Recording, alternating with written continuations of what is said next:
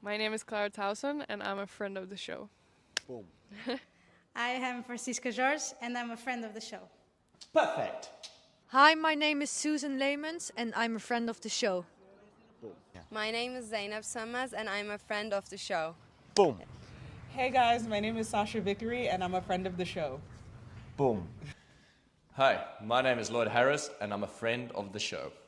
Perfect. Hi, my name is Jan Faria and I'm a friend of the show. Boom. Yes. Take one. Well done. Hi, my name is Jasmine Paolini and I'm a friend of the show. Wow, Jasmine, you got it in one time. Ready? Play.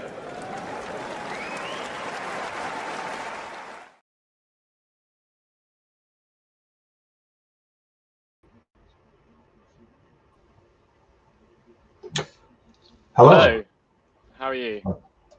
Sorry, I just need to turn my mic on. Yeah, hi there, Fergus. Yeah, welcome everyone to the Talking Tennis and Tennis Asia TV. We're also streaming on Tennis Asia TV for this highly anticipated match between Kei Nishikori and Tommy Paul, and even more anticipated because we've had to wait for such a long time with the rain delays and everything. But finally, we can see the players warming up now. And it's a pretty intriguing clash because obviously Kei Nishikori, he's had his injury troubles, but now he's back and he's looking pretty good. I mean, had some good wins last year, but then started off this year reaching the final in Hong Kong. I happened to be there as well, so sort of covering the tournament. And really nice run for him. Going all the way to the final, unfortunately, he lost, and to Alexander Muller. But he seems to be fit and playing at a pretty high level. And then on the other hand, we've got Tommy Paul, who is probably he's looking to aim to get into the top 10 again, right? So he is, an extremely dangerous player. And it's going to be, I think, an interesting matchup today, and potentially one that could go long. What are you thinking, Fergus?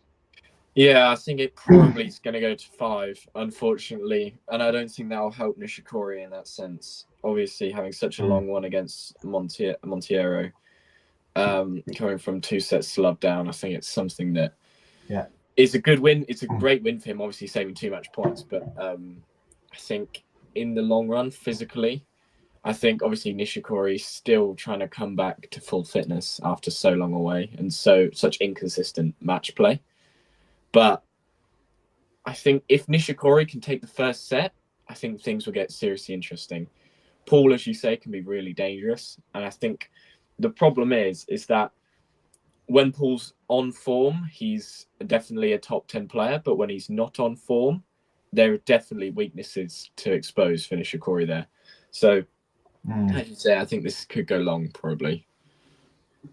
Yeah, and he was looking sharp in Hong Kong and here, of course, in the first match he came back from 2 sets down and saved 2 match points, and eventually won the match in 5 sets. But that was obviously really impressive, and I mean, especially on the backhand side, he's just so good and he can return really well, and that maybe is going to be really important today against a player like Tommy. And as you say though, if it goes long, it might not be too great for Kei because stamina issue. He's now 35 and he's obviously had fitness issues, but on his side at least, he had a longer break than Tommy did because he played on Sunday. That probably is a benefit for him. And I think maybe it's a little bit slower now because it's at night time and it looks a little bit windy there. So I don't know. It does look windy if you've just got the same picture on your screen as I have. Yeah, it's been a bit windy. Sort of a rainy, sort of stormy day. So it's not what we usually see. Nishikori obviously played 5 sets, but so did Paul the other day. But I think Paul, it wasn't as much of a grind for Paul as it was Nishikori, obviously being a lot younger. That obviously comes into it. But I think for Nishikori, he needs to take this opening set. Otherwise, things could get a real grind. And then not just for this game, but then looking forward, as in round 3. I can't remember who we would have in round 3. But even if he does get past this, he'll still want to be able to compete in round 3. And if he goes long for another 4.5-hour match, that's something that is not at 35. It's not going to be that feasible, to be honest.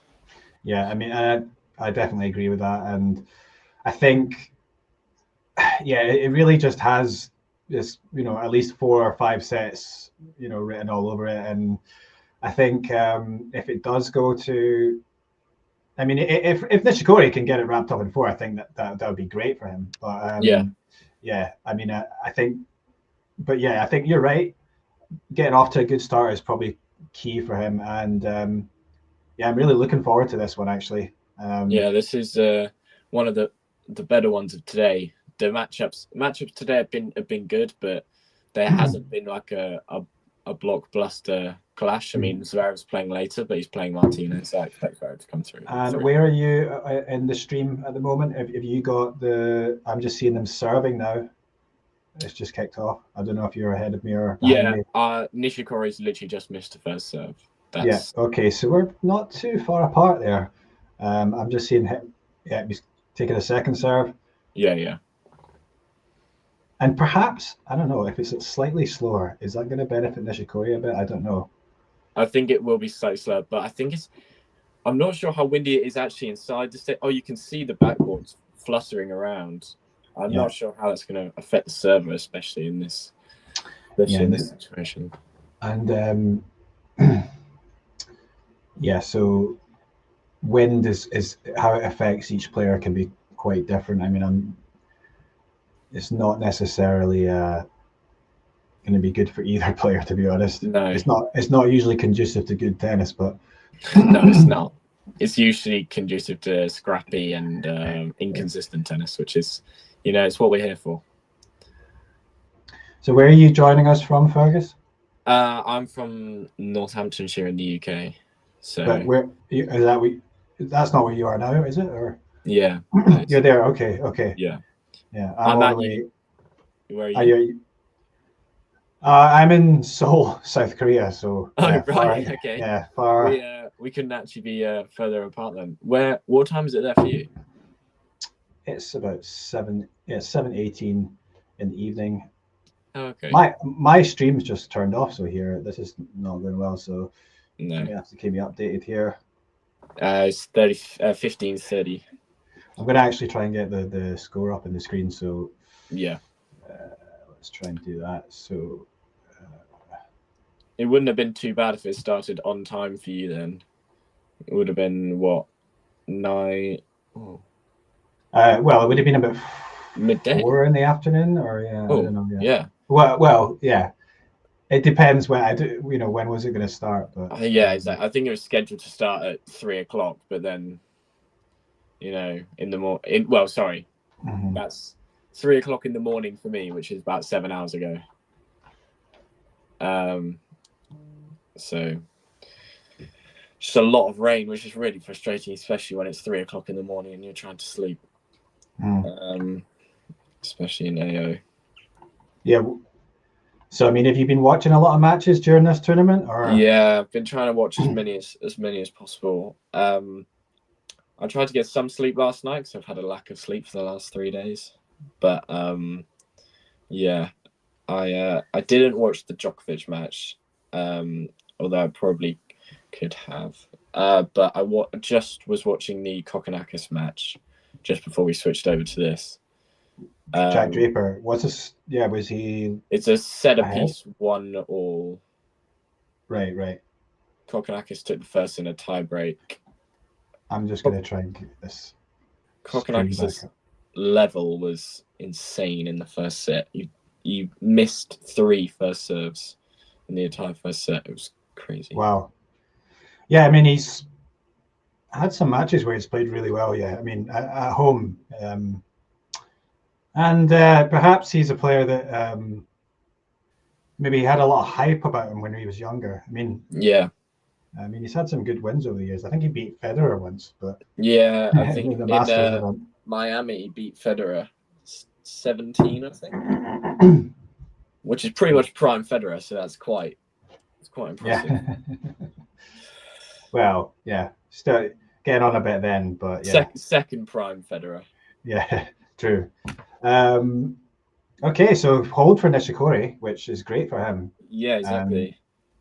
I think, as you say, it's just so important to turn that 0 into a 1 first off, because if Paul breaks immediately, Paul loves a fast start, and then it seems that he he settles out after 3 or 4 games. So you could see from his ground strokes there, he was really going for it off the second serve return, especially of.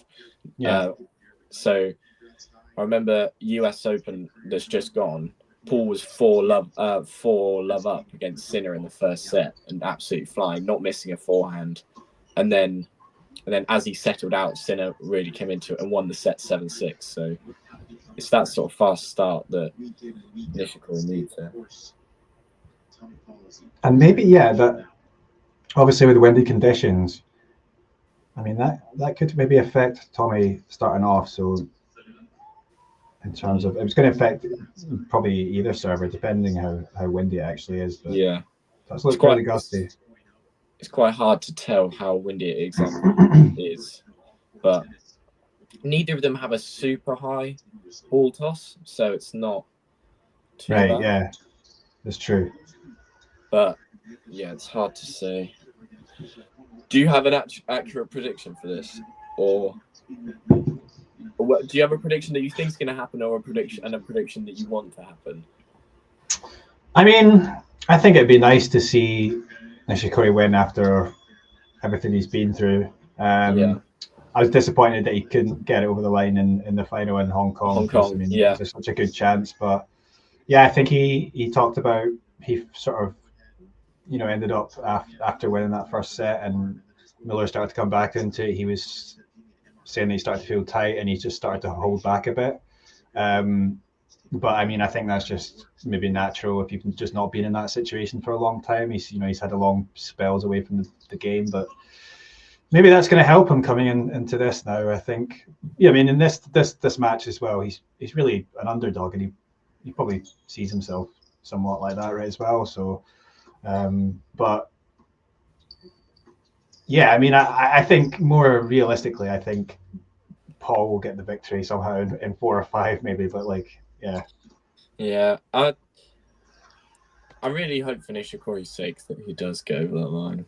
But I'm a bigger fan of Nishikori than I am of Paul, so I'll say that, and that's all I'll say. I don't want to become American bias or anything. I mean, Paul. I mean, he's got a pretty. I quite like his tennis. I mean, he's got a more interesting style, I would say, among the top American players. Let's see if we got any comments up here. I think Paul's a bit different to the other Americans because Tiafoe, Shelton, and Fritz all have classic Americans, big serving, like not 7 volley, used to be 7 volley, obviously with Isner, but big forehand and big serve. Paul's obviously a bit different. Paul loves to scamper around the court, and he's a bit more of an all-court. Yeah, he's an all-round player, which I prefer to watch than just a big serve and a huge forehand, to be honest. And also he's, I mean, really skillful. So yeah, exactly. Maybe just maybe not. I mean, obviously he wants to be up there in that top 10, but it takes a lot to stay there consistently. Yeah, especially with how tight the top 10 is nowadays. It seems that the top 3 is kind of set in stone at the moment, and then the rest is fluctuating all the time. I think any of the top 20 could see themselves getting into the top 10 quite easily by the clay season. So yeah, good runs in Miami and Indian Wells, and you're in the top 10 if you're sat 16th, 17th in the world right now.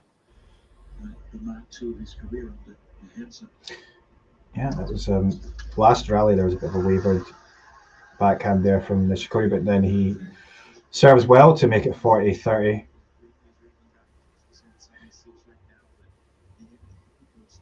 So, not a bad start here. No, if you can hold on. Yeah. Oh. Oh dear. Yeah. Plants the forehand into the net. I mean, no, it's fine. I mean, obviously, this is the thing about five setters, which I really like. I mean, obviously, there's been so much talk about whether five setters should be a thing in slams.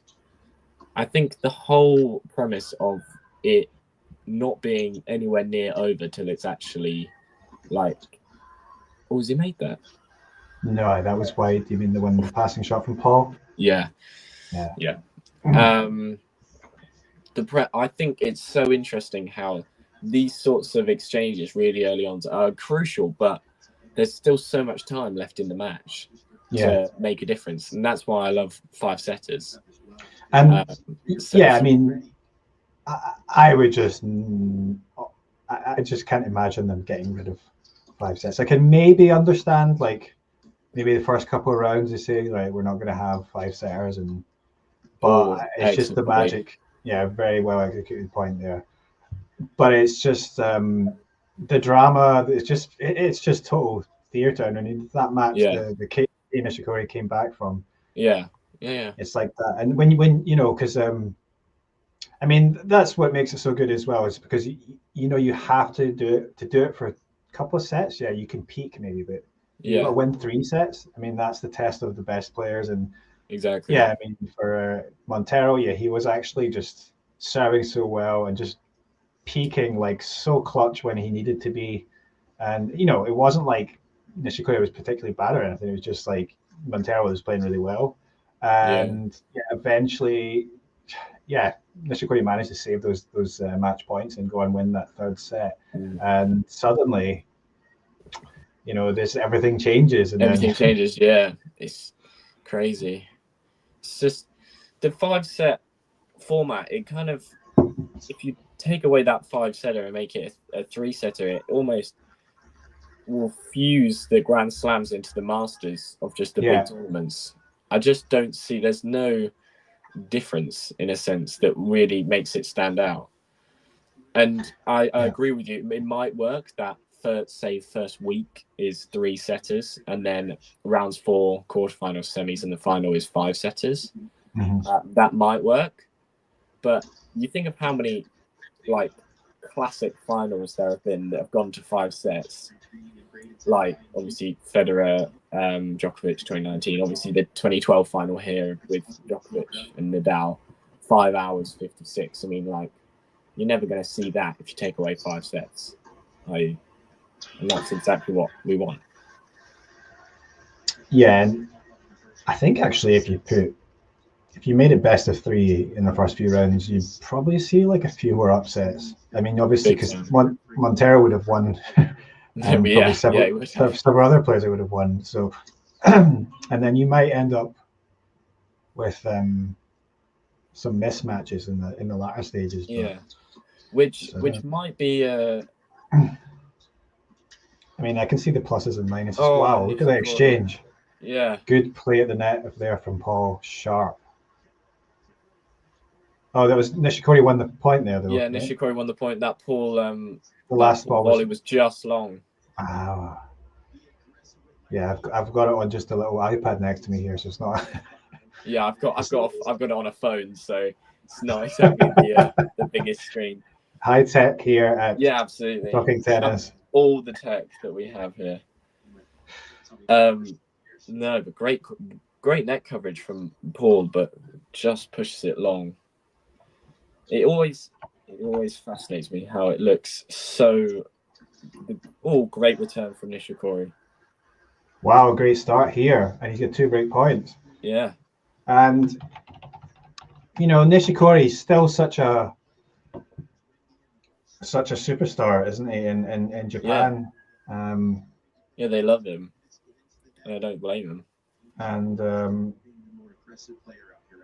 even at in Hong Kong, you know, there was a few journalists there from Japan there. I mean, Yeah. you know, for just the 250. I mean, obviously, yeah, people are willing to travel to make time for him, and I think he's like just unfortunate, isn't it? Really, because of the injuries that he's had. Long from Paul. Long there from Paul, and Nishikori gets the break. Wow. There you go, fast start. Great for him. This is the perfect start for Nishikori. And yeah, I don't know if maybe the wind's maybe like affecting Paul a little bit more, because I think just sort of the way he plays, maybe because he's a bit more of a reactive sort of player, and he played on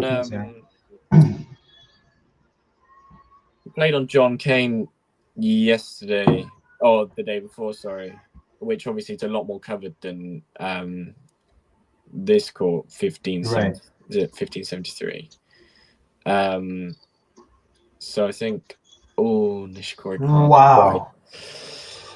Great pass from Paul. Yeah, that was nice and flat. Tight spot there. Yeah. So maybe the wind's getting to Paul a little bit more than and obviously it's more of a stormy day there than it was a couple of days ago when it was nice and sunny. Obviously the first day chucked it down for half the day. Yeah, it's not too common in Melbourne, but during the tournament anyway. But yeah, I think thankfully it looks like the rest of the week and onwards the weather looks pretty good. So yeah, I think it was Nishikori double faults as well. Left there.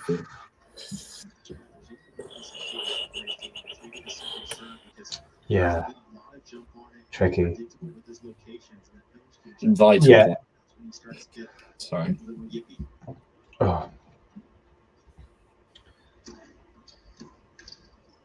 this is crucial. Okay, good forehand there. Can he finish at the net? Oh, it's a great ball. That was well done. He's not as natural when he comes to the net, Nishikori, but that was actually not as Paul, but that was well done. Clear thinking from Paul, just trying to really dip it just before the net with a slice to try catch out Nishikori, but yeah, another big point here as well. 15-30. It's going to be his second serve.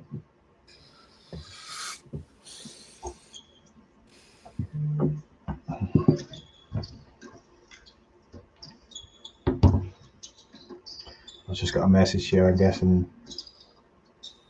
Oh, big forehand. Oh, yeah, that was good.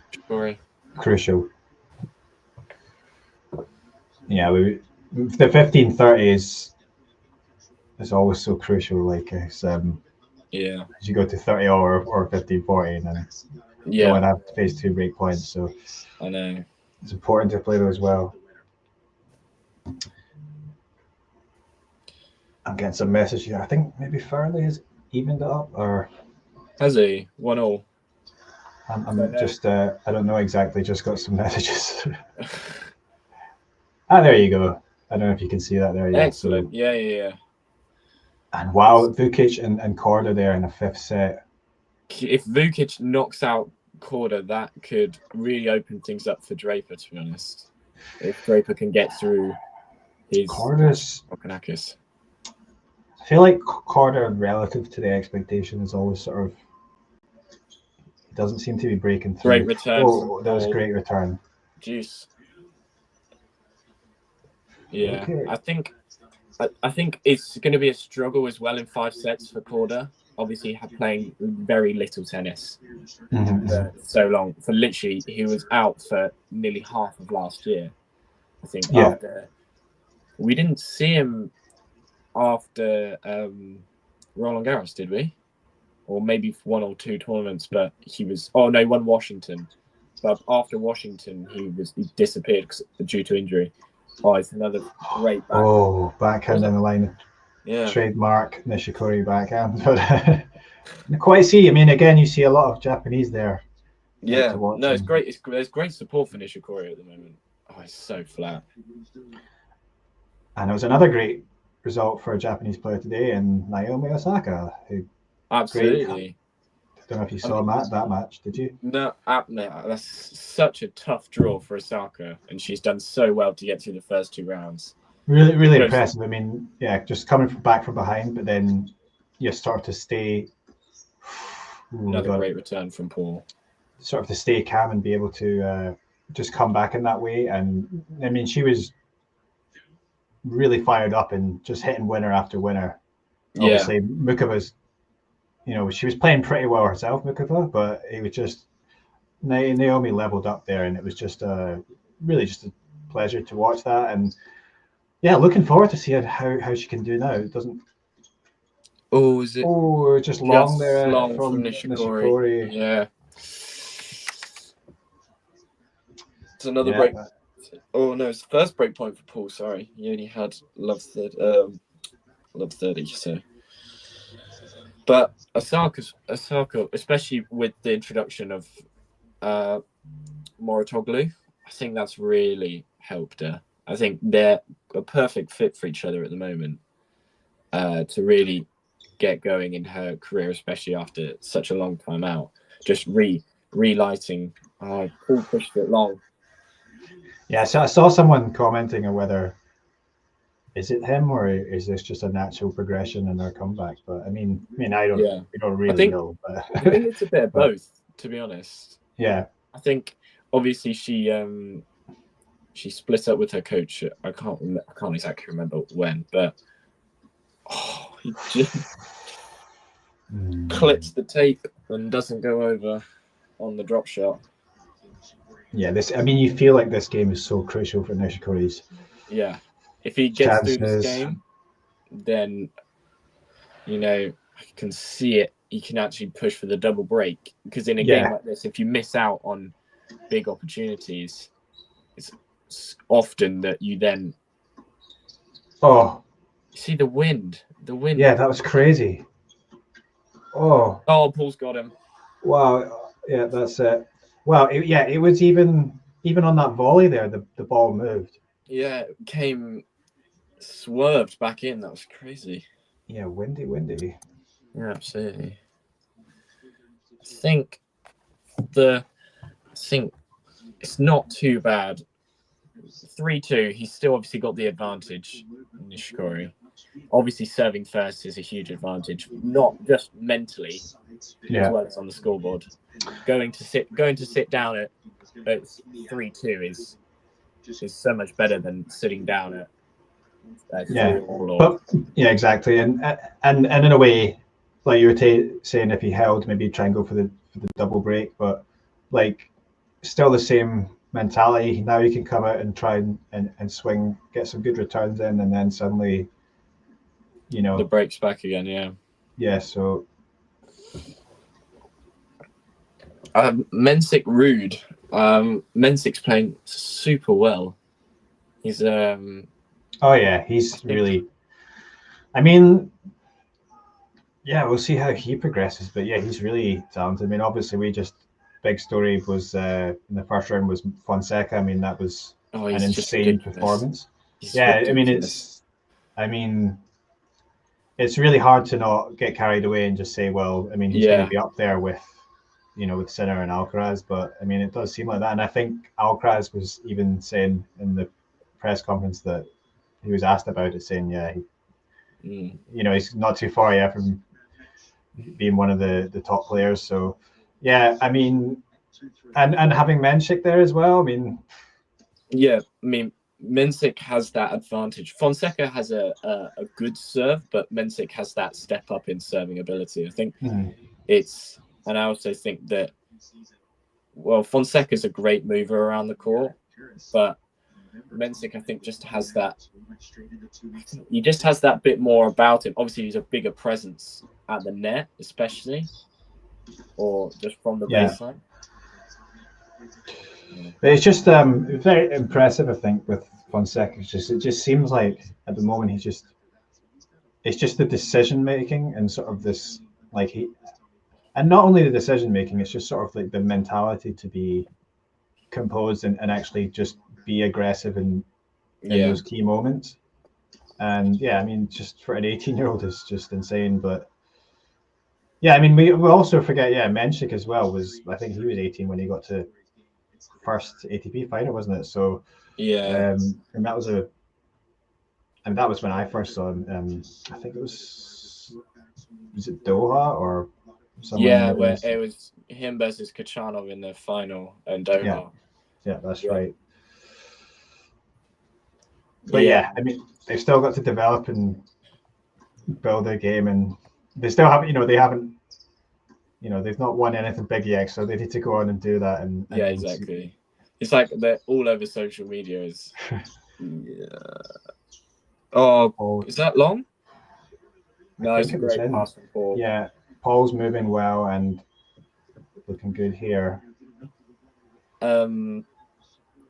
Yeah, well, that's now Mensik and Fonseca that have beaten Rublev in like their first big tournament in a sense. It's rough for Rublev to take, but yeah. I think, yeah, I mean, feel bad for Rublev a bit because he's obviously been in a tough spot. But I mean, I don't think he played badly. Just Fonseca was just really locked in, and yeah, he Fonseca's coming in obviously on a huge win streak. So in a way, it's maybe not that surprising that he played with such confidence. It's not really pressure when you're going in against the top 10 player. And then, yeah, was it since through the Challenger and qualies and now the Rublev match, he hasn't dropped a set. Yeah, and I think confidence is so key for it was so key for his performance. Yeah, because Fonseca played amazingly in Rio, where he made the semi-finals, or quarterfinals, sorry, and he beat Feast in the first round, and everyone was like, "Oh my god, he's going to be absolutely insane," because he was just painting lines consistently, and then he sort of disappeared for a bit, and he was in qualifying for the US Open and he didn't get through, lost in the second round, I think, the qualifying with the US, and like there is still it's not like he's unbeatable just yet, because he's only 18. So I think everyone's saying that he's going to be a top 10 player by the end of the year. I think just needs to probably settle down a little bit. I think going from 125. Having said that, we need to see how well. Let's see how well he does in this tournament, because if he does really well, I mean, because next he plays a player he's played before, is Sonego. Sonego, yeah, he beat Sonego, didn't he? Yeah, and maybe different. I mean, it's so. But then he might have to play Medvedev, isn't it, in the fourth round? So yeah, that's going to be tough. Yeah, he just doesn't make it easy for you. You're not going to get many free points. So no, you're not. I mean, Medvedev's got Lerner Tien, so that could be interesting actually. Tien's been playing really well recently. Another young player coming through. Yeah, he played in Hong Kong and he lost to Cam Norrie, and Norrie was just sort of because he just has that bit more power and like he's got that stamina in his game, and it was just like he was just like one step ahead of Lerner the whole time, and so he was kept on getting pushed back. So yeah, that was a bit of a learning experience I think for him, but obviously, I mean, yeah, he's still so young, so yeah, he still has time to develop physically as well. Norrie has a habit of dealing out losses to young players. He beat obviously Tien in Hong Kong, and he beat Fonseca in Madrid 1-3. And then he beat Shelton when he first came onto the scene, I think 3-4 to his Norrie has a bit of a reputation of young players coming onto the scene and him sort of just saying, slow down.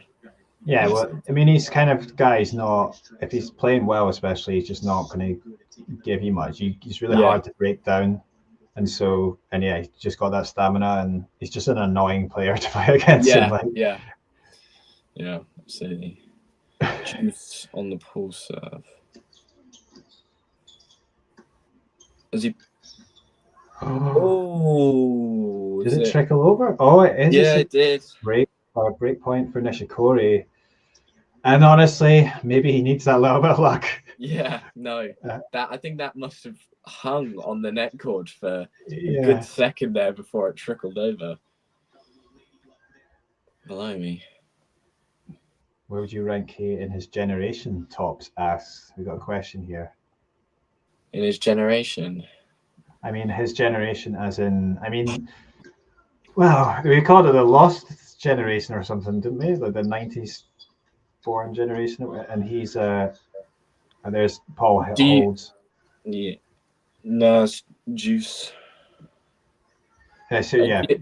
Do you count Nishikori within the Murray back end of Federer and Nadal? Okay, I guess he's in. I mean, he did get to top four during that sort of when it was still sort of we called them Big Four then, but I mean at that point, I mean let's be honest, he wasn't at like Big Three level, right? I mean he could compete with him sometimes, but I mean his record he has that one win over Djokovic, was it the semi-final? He beat him in the US Open. And then, so I don't think it's fair to really sort of, compare him to those players. But I think, he had good matches against Murray. He beat Murray in some big matches. If you look at, let's say, players like Cilic and, well, no, not Del Potro. That was too late.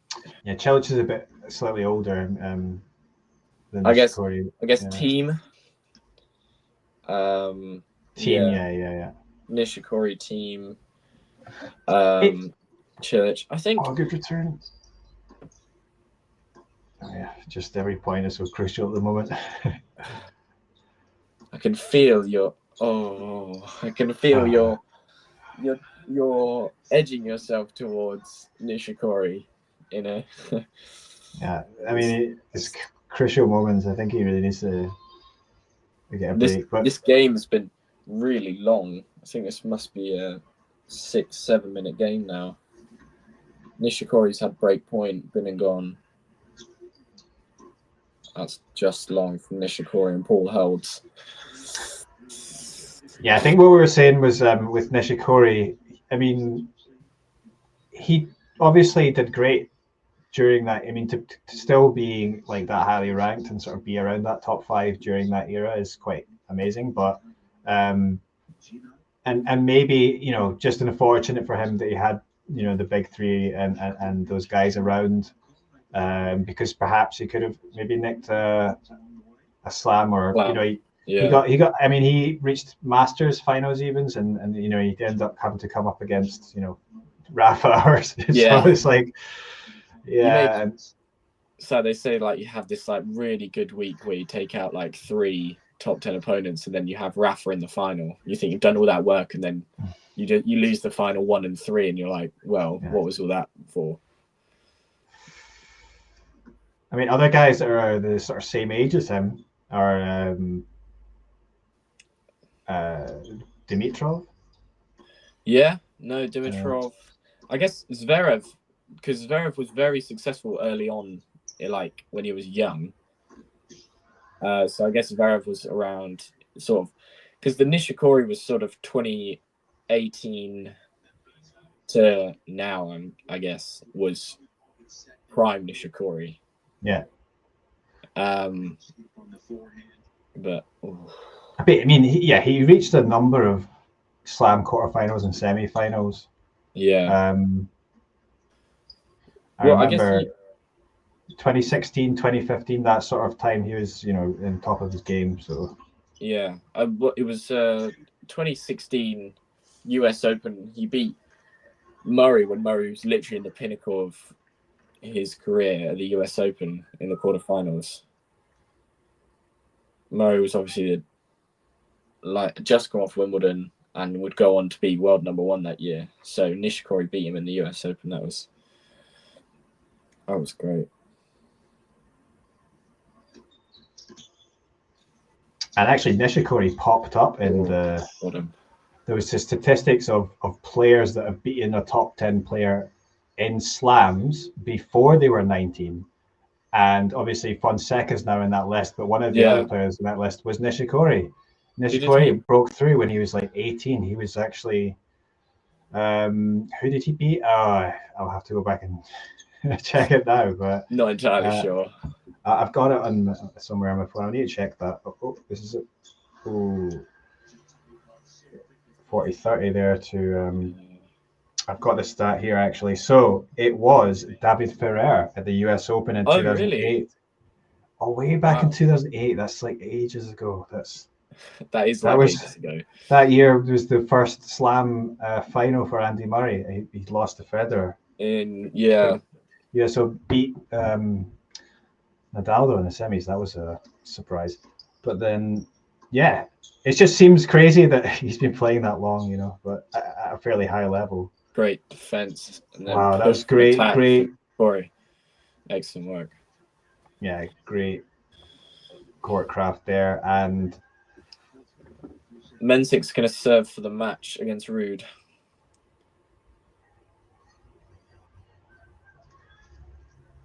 Yeah, and David Ferrer's another guy that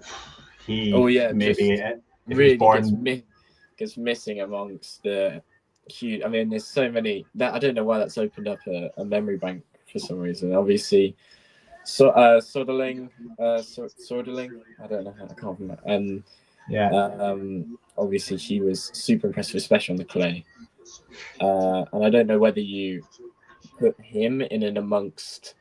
Not as in Nishikori, put Nishikori in and amongst that sort of people, the people that reached Slam semi-finals but didn't quite push on. Yeah, Soderling was unlucky because I think he had an illness right after he did so well. He beat Raul Garros famously, and then he was like the second person ever to beat Rafa, and then had Federer in the final and got absolutely cooked. Yeah, that's the way it goes. But I mean, I think throughout that generation there were so many good players. Now obviously we've got Sinner and we've got Alcaraz, and they are great players at the top there. But maybe if you look at say the whole top 10, top 20, back then it was particularly strong. I think it was really strong. I mean, David Ferrer is just, I mean, I think for Ferrer, he was just, wasn't the biggest player. But I mean, if he had been, he probably would have won slams, right? I mean, he was a bit bigger. Yeah. It was, I mean, it's hard to say, but. And then you could say the same with Nishikori. I mean, he's just so talented, the strokes wise, but just slightly too small, maybe. Yeah. But he still possesses the big weapons, or weapons that are big enough, in a sense. To really deal the damage. And I've got a question here. How are Rajiv Ram and Roha Bapparna still going at ages 48, 44? Doubles takes less out of you. You have less to cover. Yeah, I mean, definitely that's true. I mean, they're not the first players to play doubles still into their 40s, but certainly Bopana's unusual in that he got to number one when he was 43, which is for the first time. Yeah, exactly. Inspiring for any other doubles players out there, I'm sure. Yeah. Or any other players like Nishikori. I mean, he's coming back now. 35. Yeah, exactly. He's come back when he's 35. It shows his mental resilience that he's come back at 35 and he's still willing to really put in the great forehand from Paul. To really put in the hard yards. Yeah, Nishikori's, if he doesn't get too much on the return, he's going to end up suffering like that. Paul with 1-2. Bopana is playing. I saw mixed doubles with Zhang Shuai, who got off to a good start actually in this tournament. She won against McCartney Kessler, but Zhang, of course, she plays doubles, but recently broke her 24 match loss streak at the end of last year. But yeah, is a better place now. Oh, that was an odd. What was Break that there? point, That was a sort of Nishikori. odd error, wasn't it? Yeah, it seemed like it held up for ages. Yeah, was it just sometimes it's a funny I think bounce? it was a miscue, and it just match point Mensik against Rude, knock out the 6th seed. Wow. I mean, I guess that's not too surprising Too much for. of a surprise. I mean, on paper it's a big surprise, but realistically, Nishikori got him. Oh, he's got it. Well done. And look at them, the Japanese fans. Yeah, exactly. Huge celebration. Absolutely. Good use of the drop shot from Paul, actually. I don't think it was too bad of a move. Nishikori was right behind the baseline, but he was there really quick. And yeah, just a great day. Perhaps maybe it could be another good day for one of the old guys here in Nishikori. So, yeah. I mean, to be honest, say old, like, but 35. I mean, obviously, some of these guys are still playing, have been playing. I mean, we had Monfils win the title recently, 38, right? And then beat Petit Pericard in that's 5. Right. I just couldn't believe it, honestly. Some of the points they were playing were ridiculous.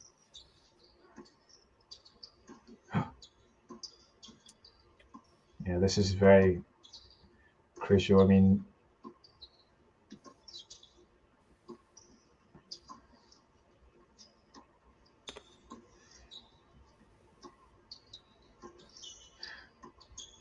but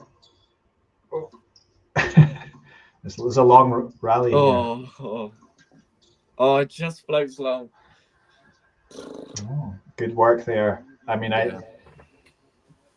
Nishikori, he can do that, but I think he'd rather not have an extended rally. I think he'd rather not do that for a long extended period of time, to be honest. Yeah. Especially after playing 5 sets 2 days ago. I don't think that's something that he particularly wants to do. Mensik wrapped up that match against Rude pretty convincingly in 4. So there you go. And Kokkinakis is serving for the set against Draper. That's the 3rd set, is it? Yeah. Oh, big from Paul. Yeah, it is. Set point for Kokkinakis. I'm just reading it just below the screen. Long sets there. Has it been a long match? I don't know. Yeah, there was a long game. Draper had 2 break points against Kokkinakis at 3-all, and then he didn't take them, and it went on for about 7 or 8 minutes, and then after that, Kokkinakis broke straight away. So, but yeah, that's 3rd set. Kokkinakis 2-1. Draper's gonna have to go the long route again. So Nishikori 2 points away from taking the 1st set here. This is really, I mean, it'd be fantastic if he's able to take it. I mean, yeah. I mean, we talked so much about how crucial it is that he gets this opening set.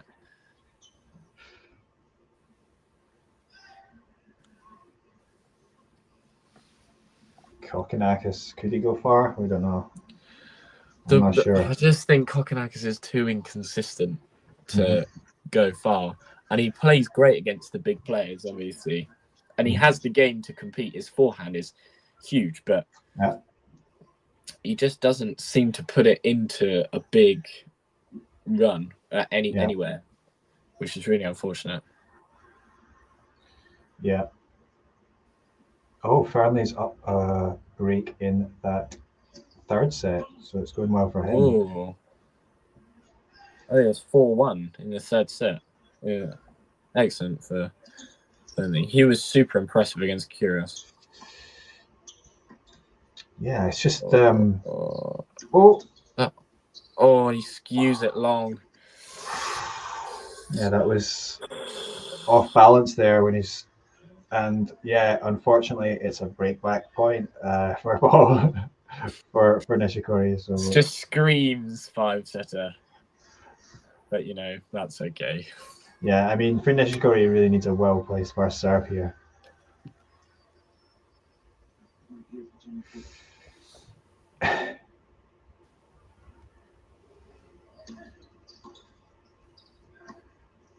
Oh, good forehand, but it's... Oh, that was had to be perfectly placed backhand there. And Nishikori takes it to deuce.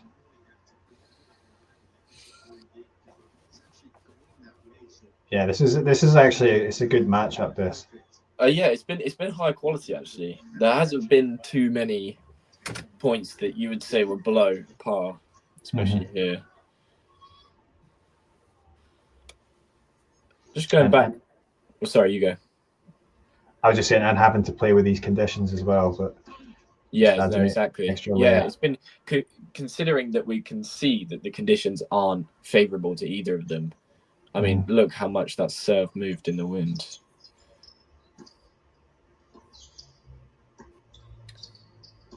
Oh, it's huge from Paul again. Oh, there you go. Yeah, it's been seriously high quality.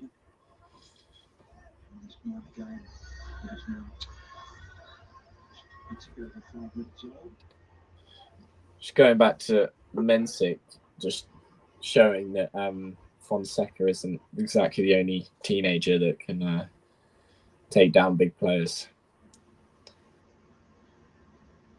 Yeah.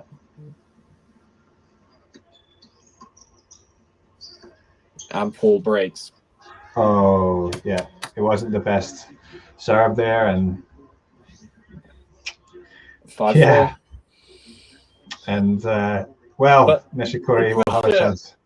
The pressure's still on Paul here. You have to serve hold serve. Sorry, you have to hold serve, and that's still is the equivalent of it being 5-4. Nishikori's just won the game from 4-all. Yeah, and Nishikori. That's how Nishikori's got to think about it from there. And I think like he's used to thinking about that in his career. I mean, he's not got the biggest serve, so he's relied on placement, which I mean it doesn't always work out. And he's got obviously a great return game. Yeah, so that's he's a great returner. Yeah. So Paul's got to be wary of that. And look at that there. I can see now that view over Melbourne. It's pretty cool. It's just is it cold where you are? Yes, it's here. It's like actually very cold. I mean, it was like -1 or something. It just looks so nice there, nice and warm. Here it's about 5 degrees. Yeah, we're the northern hemisphere, so yeah, it's winter. But I went to Melbourne once. Yeah, it was nice for the tennis as well. Yeah. Got a question here about Fernley possibly progressing into the next round. I mean, it looks like he's in a good position now. I think it's a tricky opponent, but yeah. I think Kazua's. I was watching it earlier, and Kazuo was playing really well, serving really strongly, actually, and returning really well. Obviously, Kazuo doesn't have the biggest serve, but he was definitely utilizing what he does have to really pull Fernley around the court. And he was 3-1 up in the second set, and then Fernley pulled off a great volley cross court and tied it up, and obviously he won that set 7-5, and now it might have just be a level drop from Kazuo that's mean that Fernley can really capitalise. And I mean, for British tennis sake and for my sake, I hope he does come through. But it means he will have Zverev in round 3, unless Martinez pulls off something ridiculous against Zverev, which I doubt.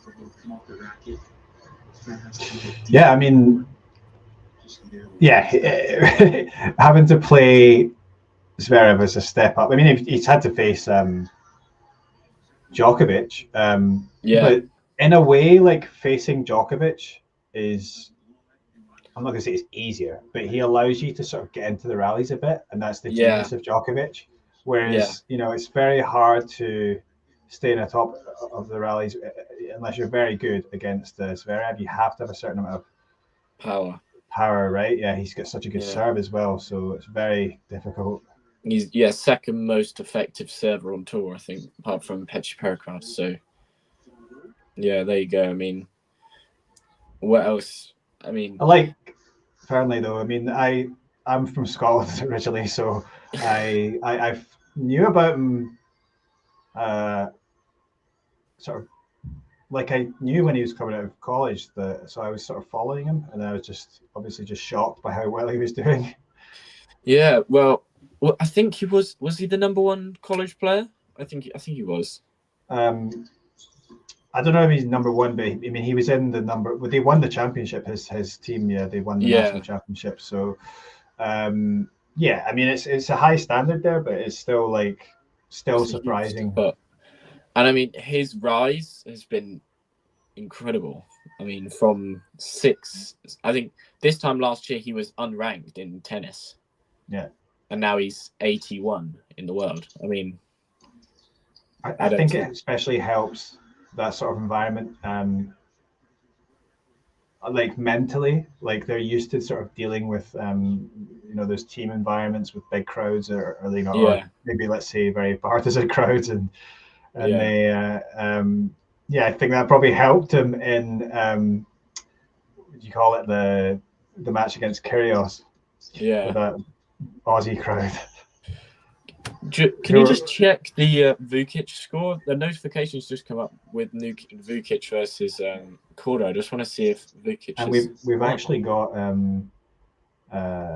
Vukic beat Korda. Well, there you go, and there's a third set 6-2 to Jacob Fernley. There you go. Wow, Vukic beats Korda. I don't think many people saw that coming. Oh, that point there from Nishikori just failing to trickle over net. Not a bad effort here from Habib. 6-3, straight sets lost, but 3, 4, and 4. I mean, he was a big underdog. That's not bad. I'd say that. It was amazing for him. Did you see that first match against? Yeah, absolutely. I mean, what a performance, an incredible achievement for not just him, but for Lebanese tennis in a sense. I mean, you look at how well that might do for their setup or just them in general. I mean, that's huge. I mean, I read something that was like he's earned $125,000 in his career, and winning that one match has won him more than his total prize money than he has created over his entire career. So just fantastic for him to do that. Wow. Yeah. I mean, that's the amazing thing about tennis. It's sort of, you can be sort of way down and then it's way up. Oh dear, that backhand into the net there from Nishikori, that from 40 love up, now he's facing pressure. He really needs to get some serves. Big serve, big first serve needed. He's missed it as well. Yeah. Yeah, and I just wonder whether he's had too many chances come and go. Paul will be disappointed with that.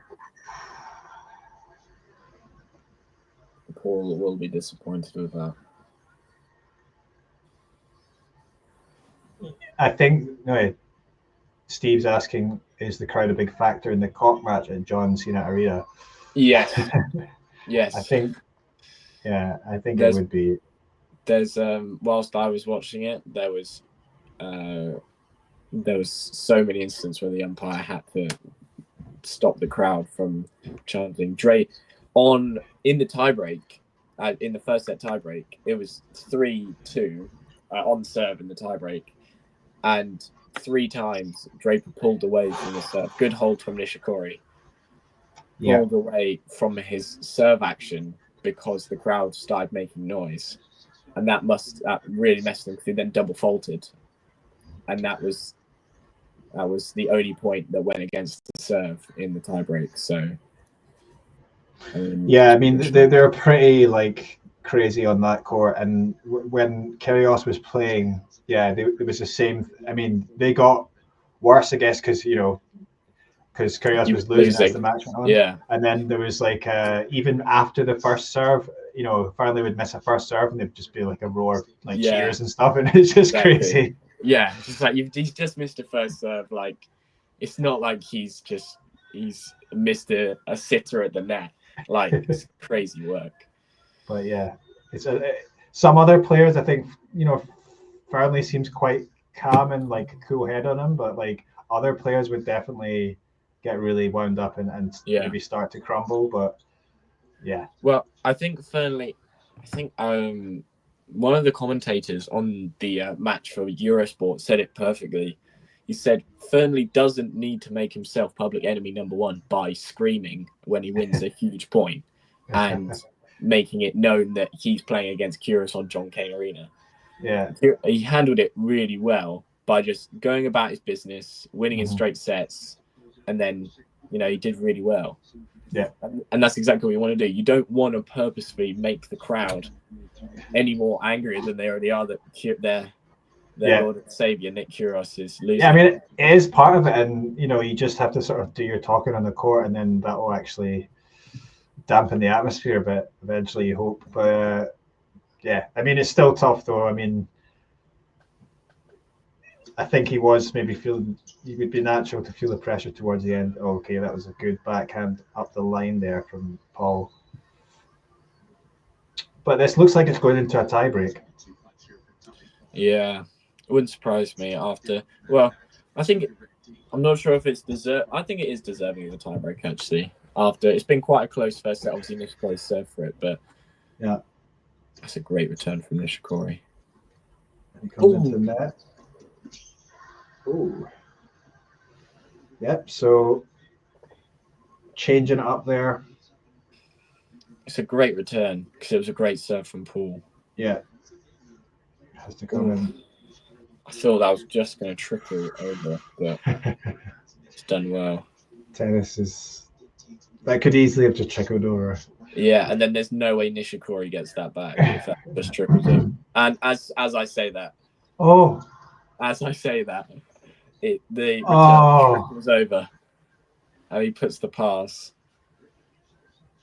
Every time you see like Nishikori have a backhand pass up the line, you think you put your house on him. Yeah, finishing that. No chance for Paul there. Well, no, two points away again, Nishikori. Wow, 16 winners each there. It's been a tight first set. Oh, yeah, we should finish this. Well put away from Paul. Mm-hmm. Rude falling is and Korda. That's how many seeds is that now in the men's side that have gone? Is that 4 or 5? I think obviously because Rublev went as well. Tsitsipas went. Oh yes, Tsitsipas, Rublev, Rude. There's 3 big names gone. Yeah, early. Well, not early, but Rude. Tsitsipas and Rublev early, and then Rude in the second round. I mean, and then Korda, and I mean Draper potentially there, and I mean Paul here potentially. Yeah, into the tiebreak we go. Not a surprise to anyone. On the women's side, yeah, we've got Steve mentioned there. Yeah, was Kim went out to Laura Siegemund. That was a huge result for last year's finalist, and that's quite a few points dropped that she she was at 5 in the rankings. She's down at 7 now in the live. So there you go. And I mean, it's not the end of the world for her at the moment. Obviously, she's playing really well this year. Oh, she played really well last year, made the final of the WTA finals. But and won an Olympic gold medal. Yeah, I mean that's all right, isn't it? I mean, there are definitely worse things you can do than win an Olympic gold medal, especially on the clay. Which straight set Swiatek. Yeah, winning a final on the clay isn't exactly her forte, so she did well.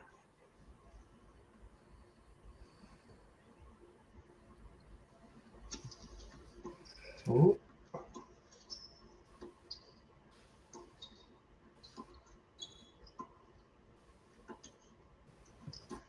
It's another long exchange here. There's been a few of these. And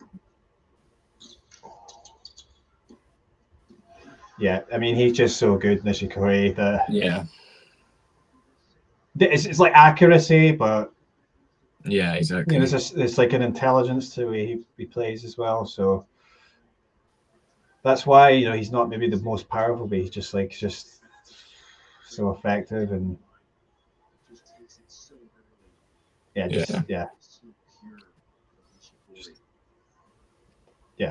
great ball striker. Yeah, exactly. He is. Seeing him up close, which I think the only time I'd actually seen him in a real match. Oh. Well, Paul keeps, holds. I saw him at Wimbledon, which is obviously not where he plays that well. Recently at Hong Kong, I saw him playing. Yeah, you can just sometimes when you actually see players live, you can sort of see aspects of their skill that you didn't really appreciate. Yeah, exactly. You see how well they play. Yeah, just the timing and oh my god.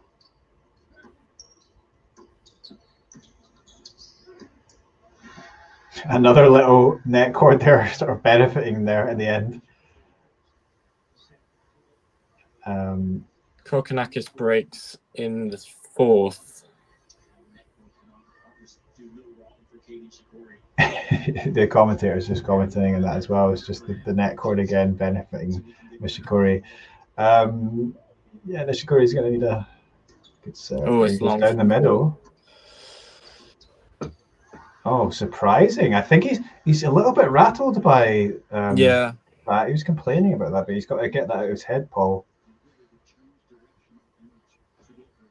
Still with the serve though. Going with the serve. Mm-hmm.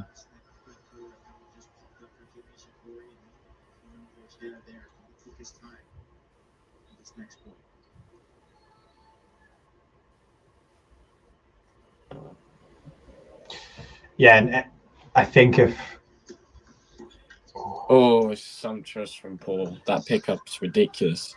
Yeah, very Tommy Paul point that.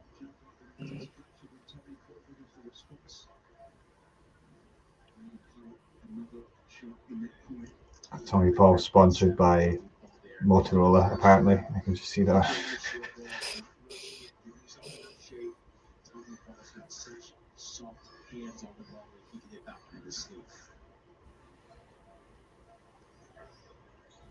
What do you think of the outfits?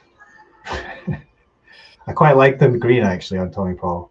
No, yeah, I think someone said that the best way to win, because obviously he played O'Connell in the first round, the best way to beat an Aussie on John Cain is to disguise himself as an Aussie wearing this green and yellow outfit.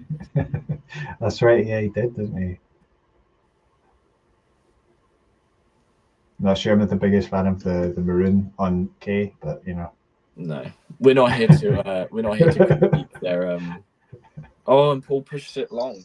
Great return from Nishikori, just scampering it over the net. Yeah, he did well because it was sort of into the body there, wasn't it? And it was a great body serve from Paul actually, and Nishikori just managed to get it. He managed to shovel it over the net. Yeah, that's something that maybe gets overlooked a bit but you know, like especially like Sinner's so good at that, just like adjusting and you know those little subtle things that can be so crucial.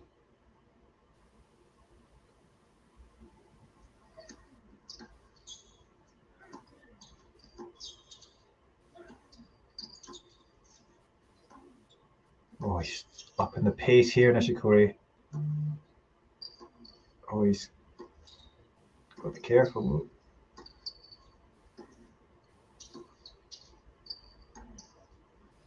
Oh, so good. Just great quality from both players here. Oh, Nishikori down the line. Oh, he makes it. You're just a second ahead of me here. That is wow. And that there, the Japanese fan going wild. That is huge from Nishikori right there. Just elite. And yeah, I was having a conversation with some people. Yeah, just Nishikori. I mean, obviously, someone was asking before, like, where does he sort of rank in his generation? But I think it speaks to the generation that he played through, that he can come back after all these injuries and still play so well and beat good players. 3 set points for Nishikori. There we go. Huge if he can get this. I mean, just especially after having those breaks before and obviously getting broken back. Mm.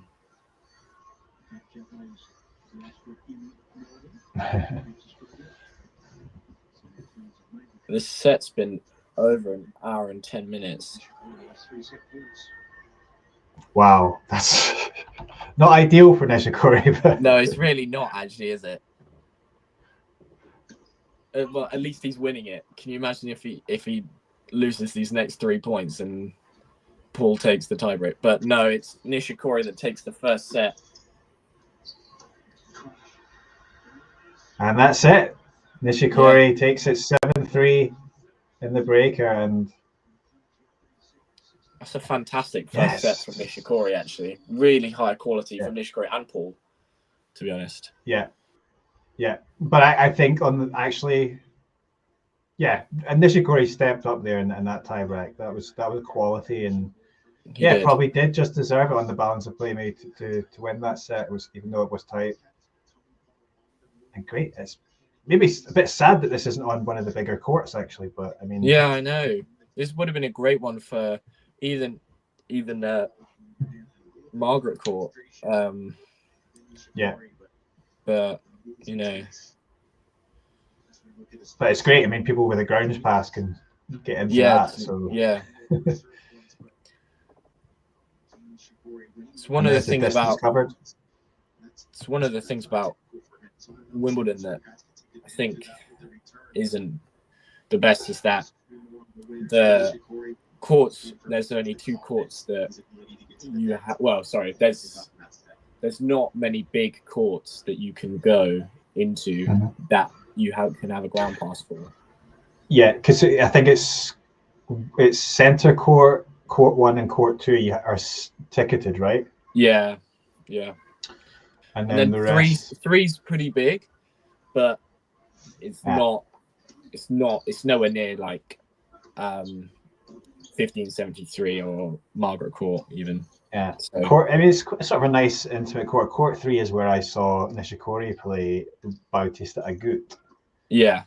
So that was pretty cool. And Court 3's nice. Raducanu played on that yesterday, and that was. Sorry, I meant at Wimbledon. Oh, Wimbledon. Sorry, Wimbledon, not AO. Yeah, Wimbledon. Court 3 at Wimbledon is nice. Yeah, I watched the very end of Leila Fernandez versus Caroline Wozniacki this year. I caught the very end of that. That was good. Before it was called Too Dark, and they moved on to centre court, but they didn't tell anyone, so there was no one inside centre court to watch.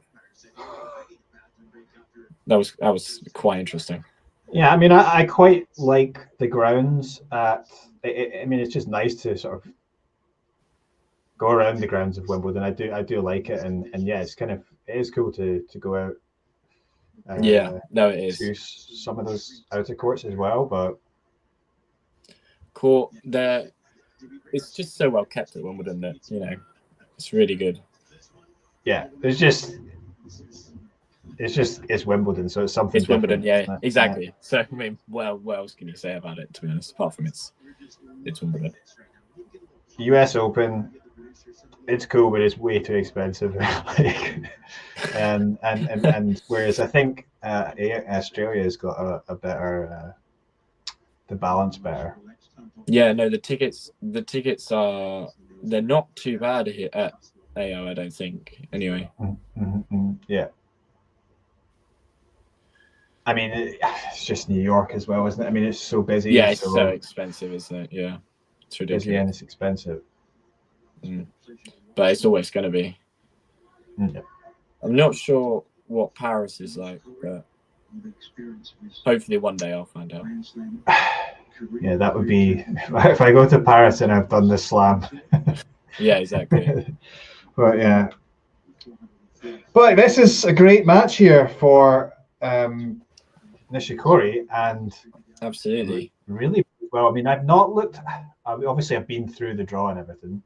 Maybe that was a good chance to look through some of those matches. So we've got obviously Zverev here up against Martinez. Not too much of a surprise there. We've got Davidovich against Auger-Aliassime. Auger-Aliassim's on the up a bit recently. Yeah, he won in Adelaide, and I think that's his first title out on outdoor hard courts since 2019, was it? I mean, that's insane. Right. That's insane. I mean, he was such a good player. I mean, he was top 5 in 2021, so good for him. Yeah, he's back on the way back up, and perhaps he can get back up to the top 20 and beyond at some point. And then Draper is in a 4-set but down a break, and still unserved in that 4th set between Kazo and Fernley, but probably that could possibly go 5 as well. In the women's, who's playing at the moment in the women's? Yeah, let's check the women's. So we've got Koscheck through, Vekic through, Goff through against Burridge. It looks like Burridge gave her a good match. Burridge played exceedingly well. In that second set, she served for the second set. Burridge did at 5-3. And she played really, really well. But she just couldn't quite get over the line. She was at 30 love at 5-3. But then Goff sort of turned it on again, and it didn't work out, unfortunately. It was a really high quality match, actually. And I mean, obviously good for Goff to get through. I think I picked her to win the whole thing, actually. So did I. Sabalenka's through, and Andreeva almost got the almost got the upset against Andreeva. That was really tight. Touch and go. I think Andreeva, she just stepped up in the key moments there. She obviously is quality, but I mean, that's obviously crucial as well, because they Andreeva and Sabalenka could meet, I think, in the 4th round. Yeah. So obviously with Zhang going out, that could have been Sabalenka's quarterfinal opponent. Maybe that's probably the most difficult player she'll face. But I mean, I kind of still expect Sabalenka to get through, but yeah. I mean, I think Andreeva will be top 10 by maybe even the Roland Garros comes around, especially because she's so good on the clay. I mean, the clay is her best surface statistically. Anyway, so I think by the time the clay comes around, she might have another. Well, she's got points to defend at Roland Garros, doesn't she? So she's got semi-final at Roland Garros. So where she beat Sabalenka, actually, didn't she? So we'll see. You're talking about Andreeva? Yeah, Andreeva beat Sabalenka in Roland Garros quarters, I think, but then got dismantled by Paolini later on.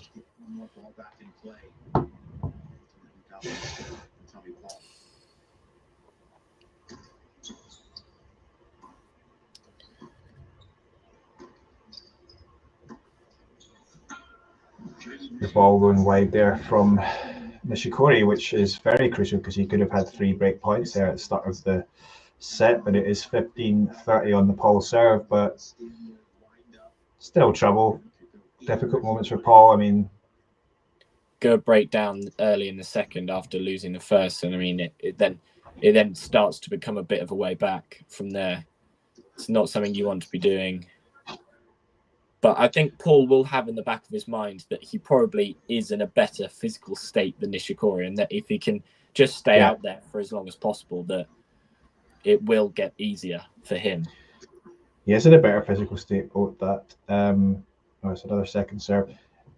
But he, of course, he did have his 5-set match against O'Connell. Yeah. The Australian player. And yeah, it's obviously not ideal. He doesn't want to get locked into another 5-set battle, but no, absolutely. It must be physically as well as mentally tough to come through a match like that. Yeah. Hi guys, can you hear me? Yeah, we can. Good. Fergus, I have a proposition or a question for you. Mm-hmm. If you were to basically just I'm going to say thank you, and you can come back and do the last ball drops with Damien. How about that? Yeah. Which would you prefer? I mean, if you prefer to stay, you're welcome to. But... No. I'll do last ball drops. But yeah. I think that works quite well. I can stay, Eddie, and for an hour and 3/4. Now that might be the match. But I don't know how you. I can also come back after another hour, but I just between I don't know what time it is in Seoul, but between 2:15 here and 3:30, I have an appointment at that time. But if it's done in 3, then we're good. But I'm here with you for the next almost 2 hours. So yeah. It could be done in 3 or 4, and then we'll see where we're at. But Ferguson, I nearly called you Ferguson there, which is obviously the former United manager. And many others. There's many other Fergusons out there. Let us know in the live chat who is your favourite Ferguson. The Duchess of the Princess Duchess or whatever her name is, Alex Ferguson. Ferguson is a guy who plays for there was a guy who played for Rangers called Ferguson, but I guess he's retired long ago. There's one now. His nephew plays for in Italy now for what's the team? Oh well, I forgot now. Fiorentina, Parma. Let us know in the live chat who does the Ferguson play for in Italy as well. Lewis Ferguson is his name. Is that the nephew of this dynamic sort of central midfielder from about 20 years ago? You're thinking of Barry Ferguson, yeah. Yeah, I mean maybe dynamic. You're giggling, so maybe he wasn't as dynamic as I remember, but he was kind of box to box. Before Fergus goes, actually, I want to remind him of my footballing prowess. I used to be box to box, and now I'm just box. Clearly. So, I mean, there we go. You're still thinking about the glory days, Ferguson, Alex Ferguson. Well, absolutely.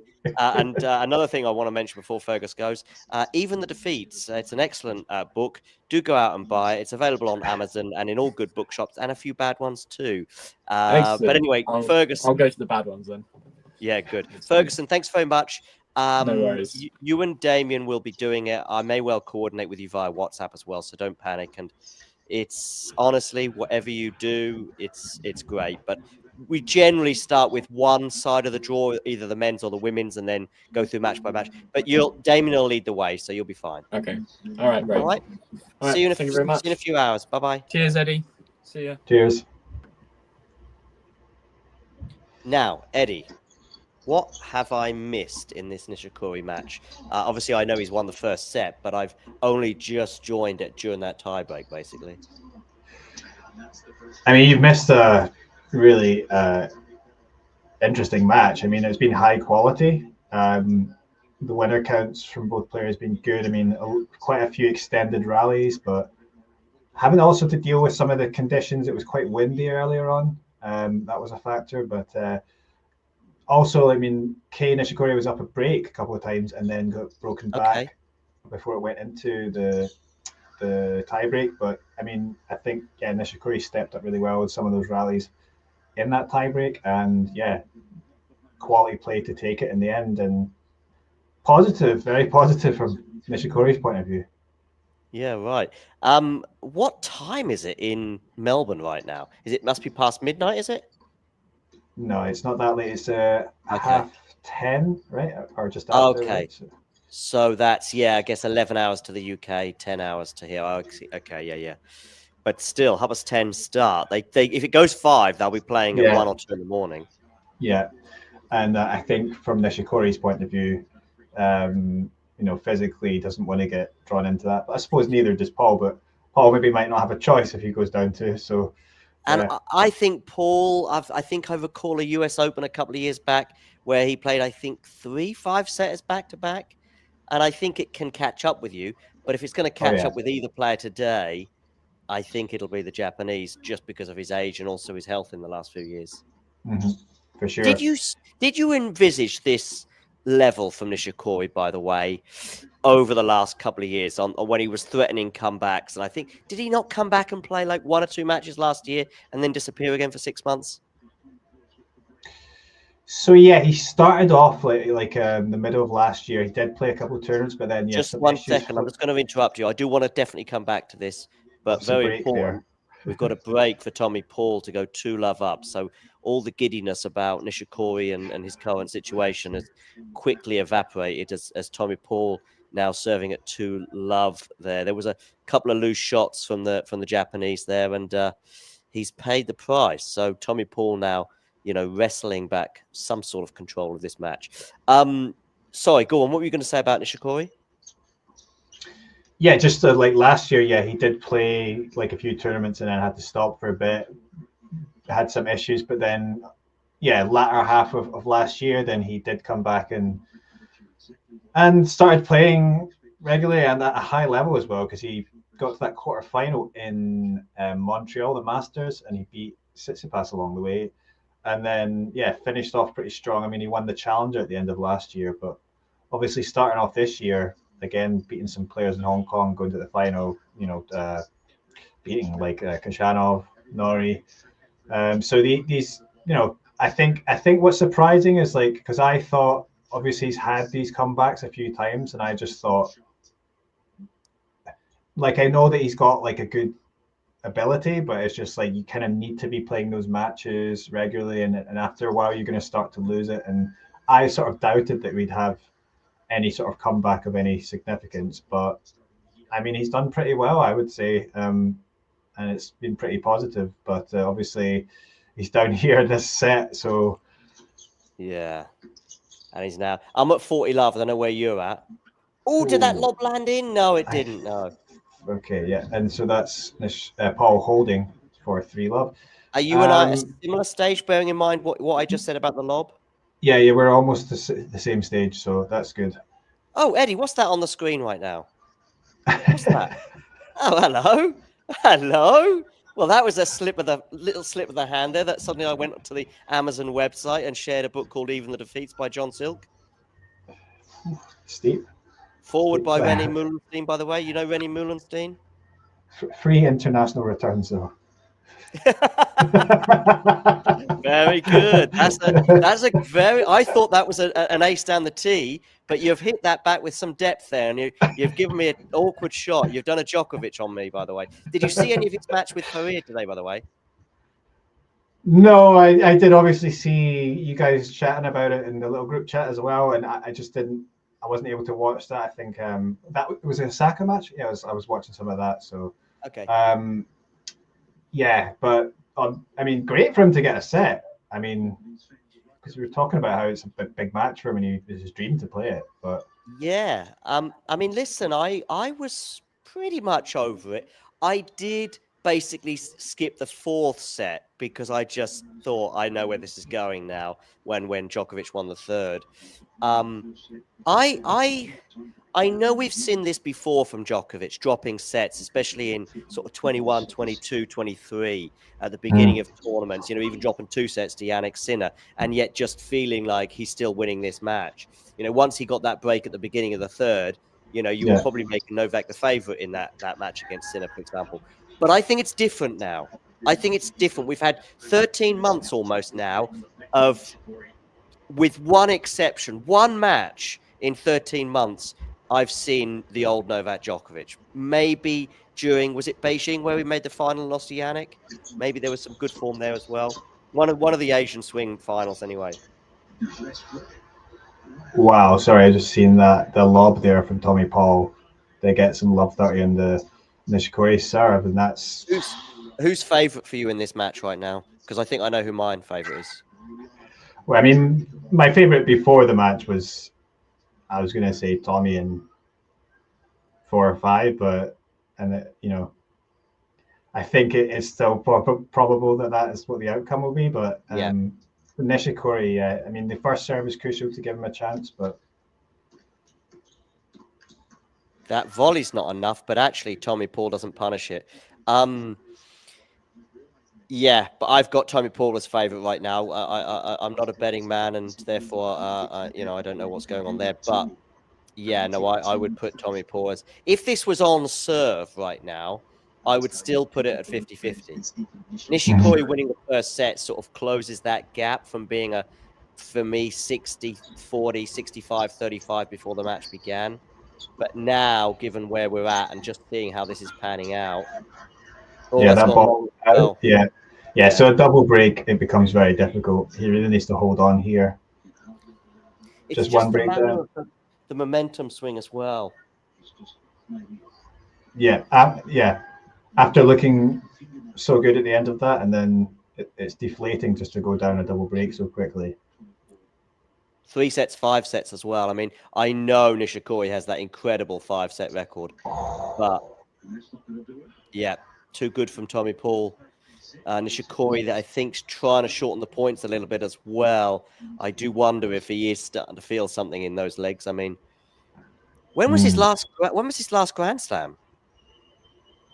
So he hadn't played. I think it was 2 years, wasn't it, that he hadn't played at a slam before this. Yeah, there you go. So yeah. So Australia maybe 2023, maybe.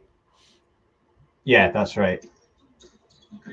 So yeah, obviously a long time for him. He was so consistent, made many quarterfinals and some semi-finals, and of course the one final like 10 years ago, wasn't it? So my battery on my microphone is getting low. Now that's okay because I can switch to another microphone. But if I'm in the middle of a sentence and to the audience's pleasure, I suddenly go mute, then you'll know why. And just give me a heads up, basically. Well, you don't have to give me a heads up. You can just watch me talking and thinking that everyone can hear me, but they can't. Yeah, I was getting mixed up. I mean, Nishikori actually did play last year at French Open and Wimbledon, but he only won one match at French Open. In qualifying, is that? No, he played the main draw because I think he would have had his protected ranking. But before that, it was 2021. So yeah, it's been a long time. I've got Zverev Martinez on another screen, and Zverev is up 2 sets to love and a break. If this was on clay, I would give Martinez a chance of winning a set, but yeah, hard court. It's not going to be close. I mean, Zverev, by the way, Zverev is no slouch on clay either. I mean, there's an argument to say clay is his best surface. It's just that Martinez is significantly better on that surface. On clay, he's probably, I think, more than probably top 32, but in the world. And he'd be if the whole season was on clay, he'd be seeded pretty much always. Well, okay, Nishikori's trying to claw his way back in here, but Humbert won in straight sets. I see. Oh, good for Fernley here. He will have to go through and play Zverev though, so that's going to be almost impossible. But Kokinakis is close to the finish line as well. yeah, unfortunate for Draper. Yeah, I had a feeling he might just come unstuck. Oh, I heard you talking about Qinwen Zheng earlier, and Yeah. I was not watching it, and yet I was kind of across it by listening to Vanch's commentary.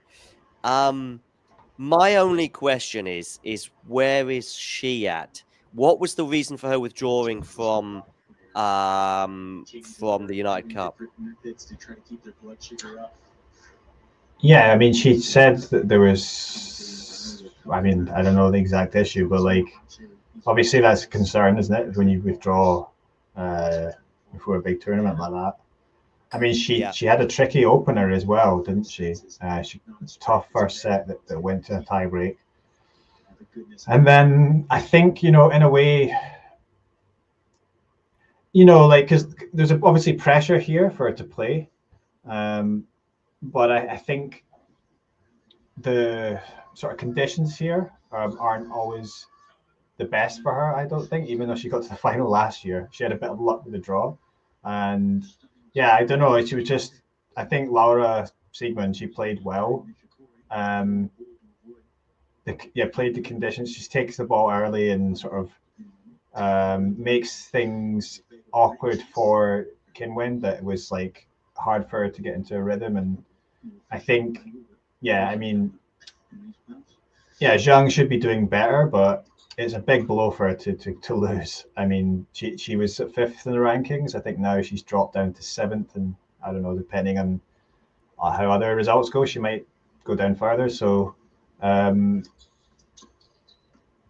yeah, I think disappointing for her. But maybe, I mean, I think we were talking about she doesn't have her coach with her, right? Right, Perariba, yeah. I don't know if I'm pretty sure actually that I know he's having an operation, and I would not be surprised if that operation was related to the injury that curtailed his career. And I saw him with Qinwen in Stuttgart last year at close quarters, and basically he's just watching her practice, but he's hobbling around. And now I don't know if this operation is going to fix the hobbling. To be honest with you, I think it might be a permanent thing. I mean, so many tennis players, have lifelong injuries, if you like. Boris Becker springs to mind as well. I mean, he doesn't walk he walks kind of gingerly. That's how I would describe Becker walking. Yeah, and I don't know if it's physical issues for Zhang now, but well, she's going to have a bit of a break now, and she's going to have to. She'll be okay. It's just I look at this as right now as nothing more than a blip. I mean, Laura Siegmund is capable of that, and that is her. I mean, she almost knocked Coco Gauff, at the first round of the tournament that Coco went on to win. So she was very close to winning that match. So that's Laura Siegmund on a hard court on clay. She's dangerous for the top players. Yeah. Tommy Paul here, 5-love up. Yeah, and potentially going for the bagel here. Yeah, 40-30 on the Nishikori serve. So Nishikori's got another game point still in the bag, or in the hand, so to speak. But he was never going to win that point. Tommy's looking imperious right now, and that serve is just not good enough. Now, I think I know you play a bit of tennis, but for those that probably don't play tennis, you might think that the serve is the one that if you're tired, maybe just serve bombs. The problem with that is not just whether you're capable of serving bombs, but actually that the serve is almost the most full-on effort shot in the game, as in running down, chasing down a drop shot sometimes might take a bit less effort than the serve itself. If you're tired, and you're struggling to get over the line, you're just you're hoping that serve lands in and you're going to get a cheap point from your opponent. Yeah, and Nishikori, of course, doesn't have the natural power that other players do. I mean, that was too easy there for Paul. He just walked right into that for that return. And I mean, he can place the serves well, Nishikori, but I mean, it's not always going to work out, is it? Who was that He's return just landed holding in? on here. Oh, that Just got. another Yeah, no, it's one, landed yeah. in. Yeah, that Wow. was great. But Yeah. I think Paul knew that was coming. He was going to go out wide, and I don't know. Look at. Is he okay? Look at that yeah, way. that's, He just. I mean, he yeah. could have chased that one at least. I'm not saying he would have won the point, but I mean, he wonder. may be. Yeah. He's just given up on the set, but he could be struggling physically. But you would think he would take some sort of break, but he's not going to. I don't think. Yeah, Did he take maybe a break? just Because you only allowed 3 breaks, I think, aren't you, in the entire match? Like 3 at the end of the. yeah. There wasn't a break after that first set, although it was a long first set actually. So this one's only 28 minutes. After the first one was like 1 hour 10 minutes. So yeah, it was quite a contrast here. I mean, maybe that sort of just letting that point go, as you say. Maybe it's like if that was match point, trying to save the match point, and it was 4-5 in the 5th, then he might well have gone for it. But maybe he is just trying to preserve energy. But I'm surprised he's not taking advantage of this and going off court for a period. What it does mean, though, is in terms of our watch along, it increases, not Tommy Paul not winning that set, but certainly winning it as swiftly as he did, increases the likelihood of me being here come the end of the match. Yeah, I mean, just that it went quickly. Yeah, it's the match. I'm here for another hour and a half, basically, so that might be 2 sets. Yeah, so Kokonakis serving for the match against Draper there. Yeah. Can Draper fight back? Looks like Fernley's going to go through. So wow, Fernley, yes, indeed. So yeah, he'll have to play. Fernley will be up against Zverev though, which is, well, I mean, that's going to be a learning experience, I think, for him. And then how many Brits are left? What a draw Zverev has had, by the way. Martinez and then Fernley. I mean, I'm not saying he's beating Fernley. I'm not, although I probably am. I'm not saying it's going to be easy, but that's not bad. When you compare it to other people's draws. Now I know neither. I know that Osaka's not seeded, but my goodness me, Osaka having Garcia followed by Mukova, and even Djokovic. I mean, his draw now, Mahac, Lehechka. That's that's a draw. Oh yeah, of course, Raducanu's still in. She's got to play Anisimova. Yeah, it's an early match here. So this is the Korean time, 9 a.m. So. Now that's a return from Nishikori. That's nice. 15-all beginning of this third set. And he was doing this in the first set. I mean, he did break a few times. So let's see if he can get back into it and maybe get on top again in this set. The return is going to be crucial because he seems to be vulnerable on serving. So yeah.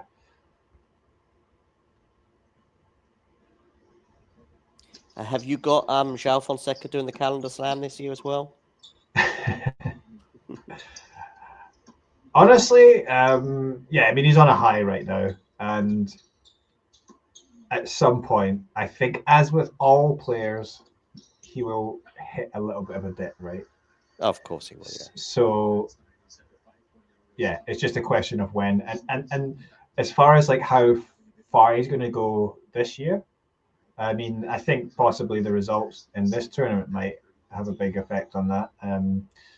I mean, he's got a difficult run in the, maybe he gets through against Sonego, isn't it? Again, and then who is it in the third round that he would have to play? I'm not sure who third round is, but fourth round is potentially Medvedev.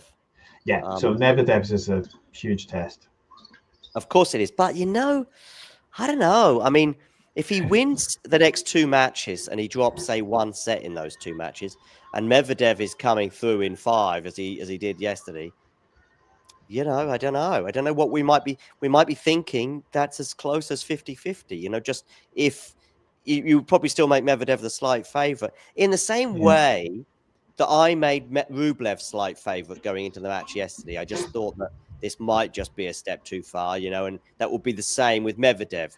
But it would be close. By the way, I saw a question in the chat, and I apologize if the person has gone now from the chat, but I saw a question from the chat from Deluded Steve. But for me, this is a very easy question to answer. Which was the big upset? It's definitely Siegemund beating Qin Wen Zhang. Yeah. I Because think we did answer that, yeah. If everything's normal, that's an 80-20 for me. 4 times out of 5, Qin Wen wins that match. Yeah. Yeah, and even when she went down that first set, I was like, okay, she's still got a good chance to come back here. I was kind of expecting her to fight back and win, but yeah, to go out in straight sets is definitely a shock. Whereas, of course, there was such a big hype for Fonseca that... Yeah. Once he won that first set, you're suddenly thinking, I think he might win now. And once it went, and I know this is obviously a lot deeper in the match, but once it went to the tie-break, Eddie, I said I think that listen, of course it's a 50, of course there's a 2-horse race, but I just couldn't see Fonseca not winning that tie-break. And I know he goes 4-love up, and then I think it becomes 5-3 maybe, or 5-4 even. May even have got to, actually I think got to 5-all, didn't it? I still thought he's winning it. And the way he finished those last 2 points, wow. Yeah. That's it. It's just so mature, but it's almost as if like he was playing like he was the one that was the higher ranked player almost, that's the confidence with which he played that tiebreak. So that's why it was so impressive. Yep. I mean, but also, he's coming into... Damien thought he got tight in the tiebreak. I thought he actually lost a bit of focus. Not from being tight, but from just being, thinking, okay, 4-love up, I've won. Yeah, I mean, a little bit, yeah. There was a second serve. No, yeah, I think it was a second serve that he returned in a very sort of, he wasn't switched on. It wasn't tight. He just wasn't switched on. Here we go. This is an interesting rally. Is that lob gonna? No, not yet. But has he gone long? No, don't think he has, or has he? The way he's reacting with disappointment. Yeah, he has, and he should have won that point. Oh dear, Nishikori is in big trouble here. I just can't see this now not being a 4-set win for Tommy Paul, and probably a 4-set win quite quickly. What? Yeah. I've got things wrong. I mean, when Rafa was down 2-0 and loved 40 in Australia in 2022.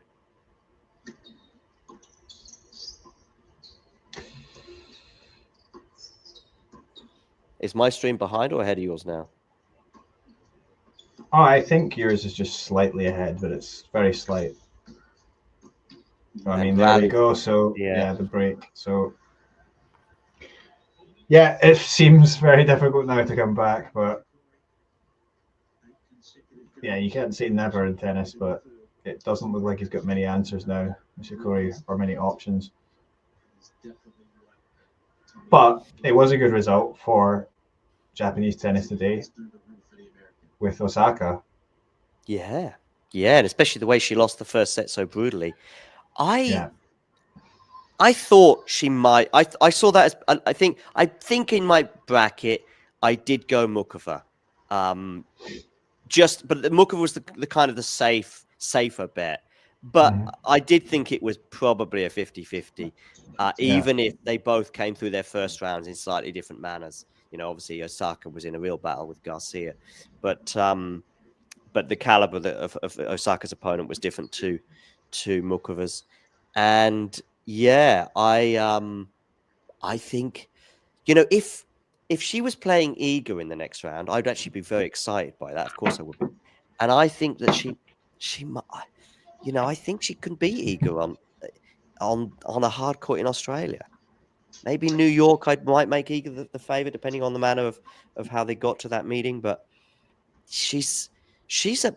I had her down to get to the semis in New York in my bracket, but unfortunately she had Mukova. But if she beats Mukova, the path was looking much better. I'm not sure how her path is here in Australia, or in Australia, I should say. She has to play. I mean, she has a horrible draw at Osaka, but she has to play Bencic next, I think.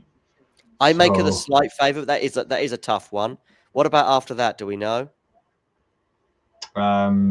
I can't remember, to be honest. And I'll get the draw up. Tell me what's happening in Tommy Paul Nishikori.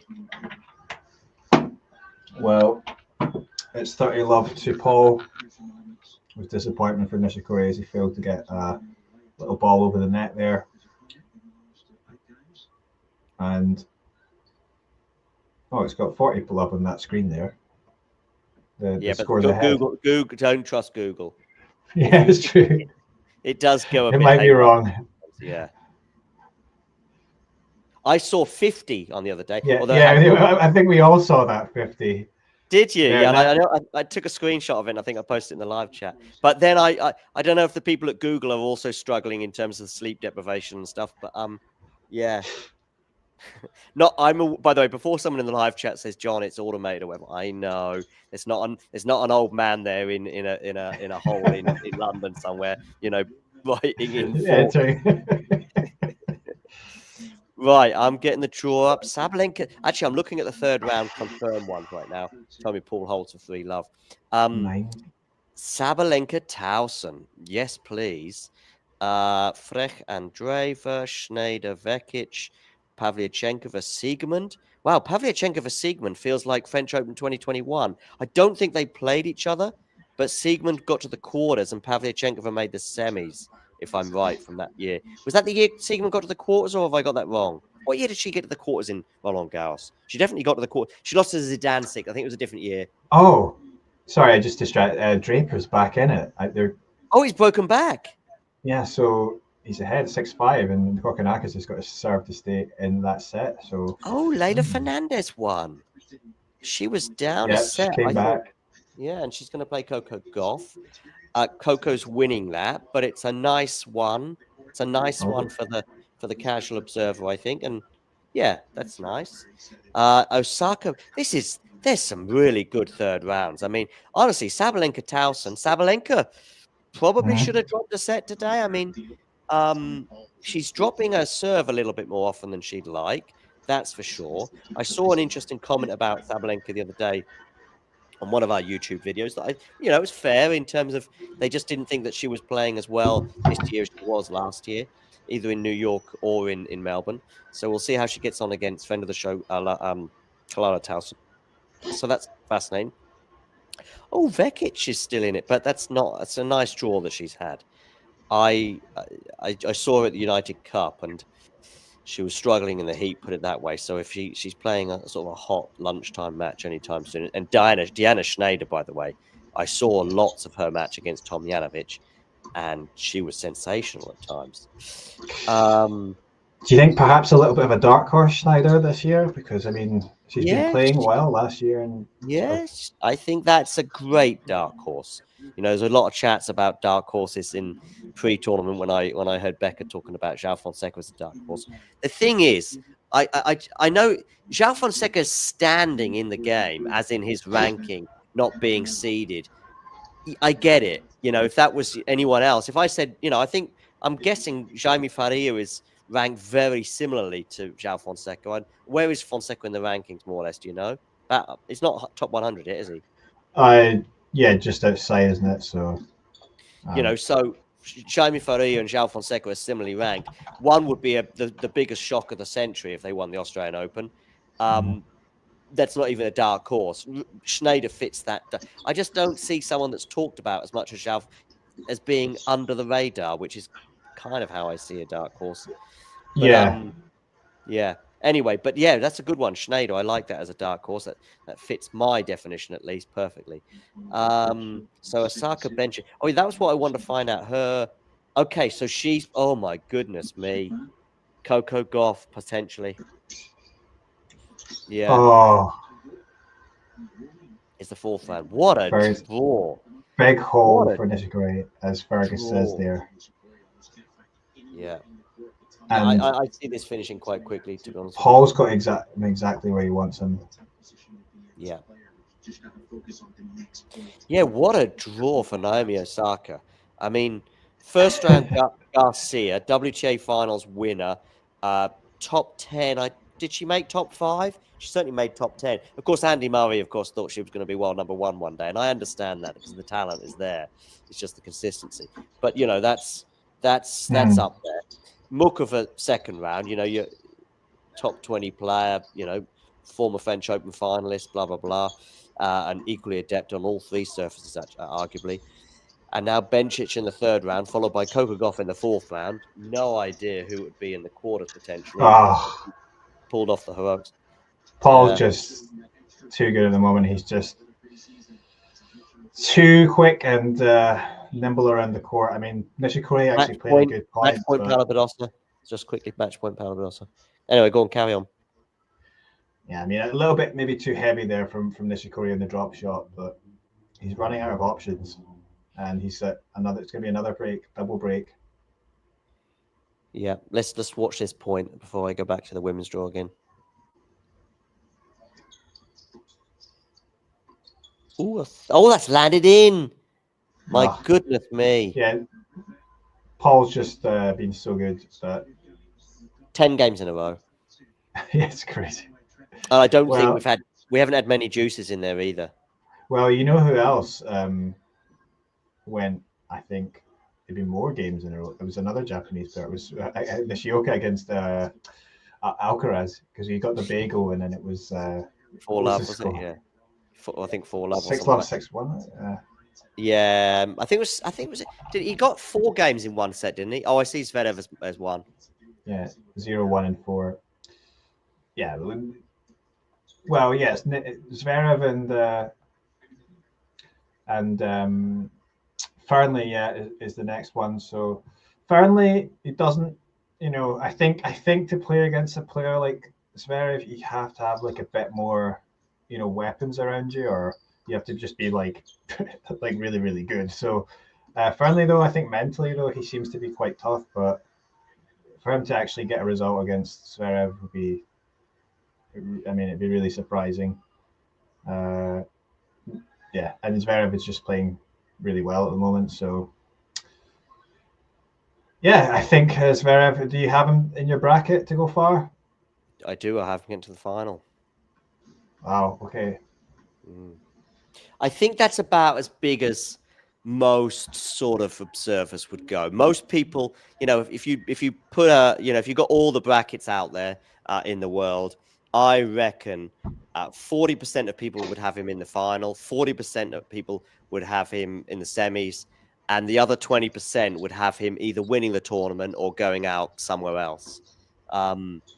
That's the sort of smart money on one of those two options, and I've gone for the final itself.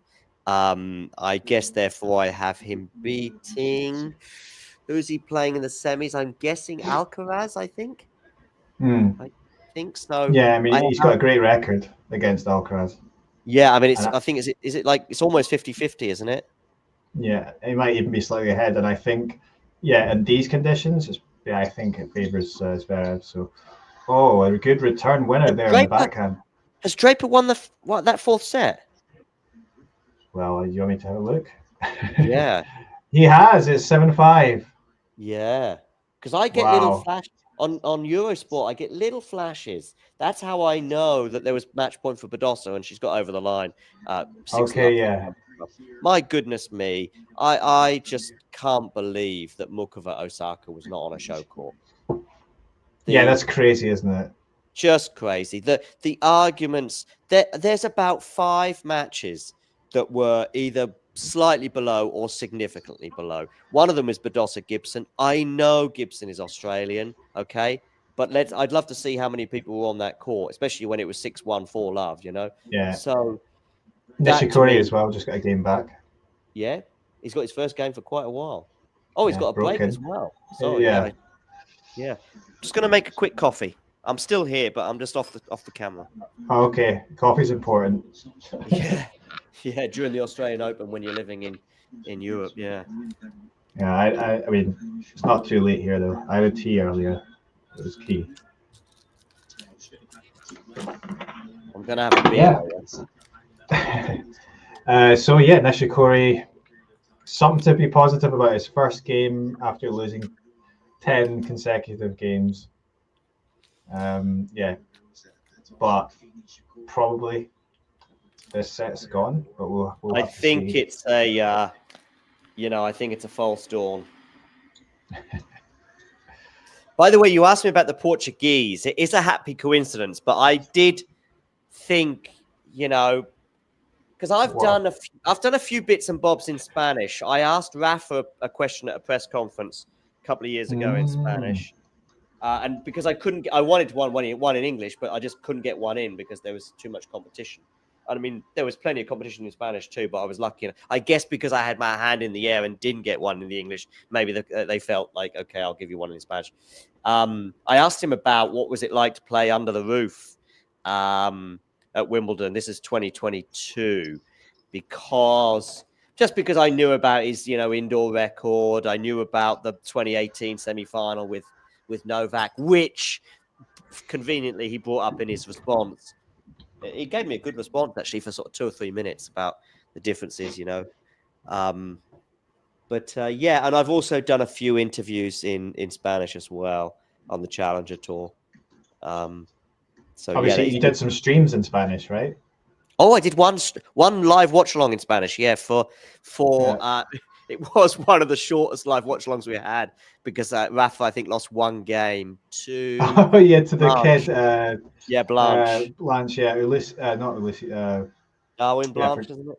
Yeah, Darwin Blanche, and then I did the same stream. I did the English stream while you were doing the Spanish. Did you with Kira? I think, right? Yeah. That was okay. So, I really am tempted to do a Polish. Not me speaking Polish because I don't speak Polish, but I'm tempted to do a Polish one for Iga.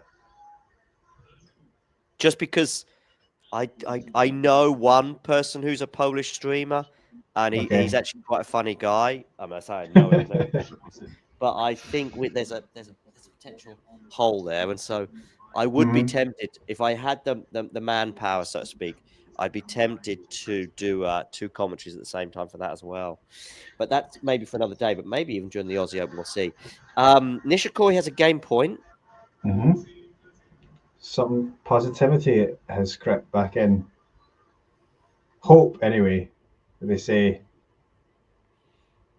it's the hope that kills you, isn't it? But let's see. Approach worked out well there. You had a little approach. I should have asked this when I was on with you, says Fergus, but do you have a favourite player, Eddie, and you, John? Favourite player, modern or like current or past? I mean, I can answer both. It's quite easy. So, who's this? Oh, we've got Fergus in the chat. Yours is Rafa, no? Yeah, but who's asking the question? It was Fergus on X. Oh, okay. Well, first of all, Fergus might have been thinking, why was I talking about that book earlier? Well, look at this, Fergus. There you go, mate. I might be able to get you a discount. I don't think I can do. I had like 10 free copies, but I think I've given about 8 of them away. I thought about giving one to Tony Nadal because I mentioned Miguel Angel Nadal. Do you know who he is, Eddie? Well, this is Rafa's uncle, is it? Yeah, Rafa's. So there's 3 brothers, if you like. One is obviously Rafa's father, who's nothing more than a pretty successful businessman. But the other 2 were obviously Tony and Miguel Angel, who missed a penalty against England in the Euro 96. And I mention him because Ferguson was dead keen on him and was very close to coming. When I spoke to Tony 2 years ago in Mallorca, at the end of the interview, I asked him about that and he said it was very, very close, but in Barcelona pulled the plug. So Miguel Angel was quite keen. Anyway, that's another thing. It's all in the book, so I'm not going to tell you anymore because I want you to buy the book. So not you, Eddie, but anyone. Well, yeah, Eddie can buy it too. And you'll be pleased to know I get about 90 cents from every book sold. But anyway, favorite players. I'll have to go through them really because I think it's only fair. Becker was my first favorite. And then once sort of Becker had retired, convenient enough, there was another player to jump on, and that was Tim Henman. I always sort of followed the British players. So before Henman, Jeremy Bates would generally get to the 3rd or 4th round and then just meet his match, so to speak. But Henman obviously offered us a bit more chances, and obviously everyone remember in 2001 semi-final against Goran, 2-1 up, and the rain and all that. But yeah, didn't quite make it. I actually liked him more as a player than I do post career in a way. Now I sort of just I yeah, I won't go on too much about that. But anyway, then Rafa, really, yeah, then Rafa. Currently on the women's side, I am a big, and I'm the same on the men's side. I basically just support the underdog or the bridesmaid or the near miss. So Mukova and Jabeur, pretty much every time I see them play, I want them to win. Just because they've come so close Oh, and all the rest of big it. winner there from Nishikori to bring up a break point. Oh, yes, indeed. I should get the score back on the screen. Yeah, indeed. That's a lovely forehand winner there. I was writing him off a couple of minutes ago. You kept hope. You kept up hope. He's still got the skills. It's just he's not as let's say quicker in the court as his opponent. And Woo! Woo! Oh! Wow. Now let's see how Tommy Paul responds. But of course, Nishikori, broken back, but it's not really a break until you hold, But what about you, Eddie, in terms of faves?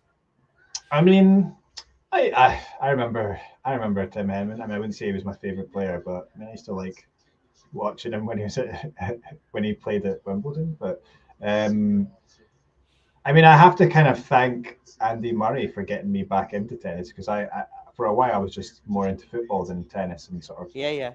I think a lot of people drift in and out of tennis. I've had moments for sure. And so obviously being from Scotland as well, it was fun to watch him sort of rise, because we were sort of starved of quality athletes for a while. But but then if you talk about the big three, we're talking about big three. I always preferred Federer, and so when Nadal came along, I didn't like it. Got it. I didn't like it. I was just like, who is this punk that's coming along? And again, that's a shared story with a lot of people. And yet by 2017, I guess that had thawed, right? Yeah, I think I appreciated Rafa more as I got older and sort of appreciated, matured a bit. Maybe I was like, okay. Do you think for Federer fans, his friendship also has an effect there as well? The fact that they got on pretty well. I mean, not right at the beginning, but probably from about 08 onwards, really, they sort of got closer and closer. And I think maybe fans realize that, it's like the players that Djokovic is close to, Djokovic fans like. I mean, the classic example of that is Nick Kyrgios. They couldn't stand him, and the accusations they made against Nick Kyrgios pre-2022 are now flipped just because of the relationship. Although all the accusations against Nick Kyrgios before then are still valid, or they are arguments but of course they flipped it. And I do wonder if people are sort of, because of their friendship, that maybe Roger fans as well started to warm to Rafa. Yeah, I think, and I remember, I think though when those guys were coming through, like Djokovic and Murray, and obviously Rafa was a bit more established, it did seem though there was a bit more distance between Federer and the rest. I don't think he was particularly fond of Murray, and obviously Djokovic and Murray and Nadal would have known each other from much younger, so they were about the same age. So they were kind of more friendly in some respects. Djokovic and Murray definitely, yeah. Yeah, Djokovic and Murray, yeah. But Murray also knew Nadal. He was sort of. They knew each other, but I think they get on very well. There's a classic. Look at Kay there. Look, he is struggling, isn't he? I mean, I'm not saying you might get to a tiebreak here, but love 30 down.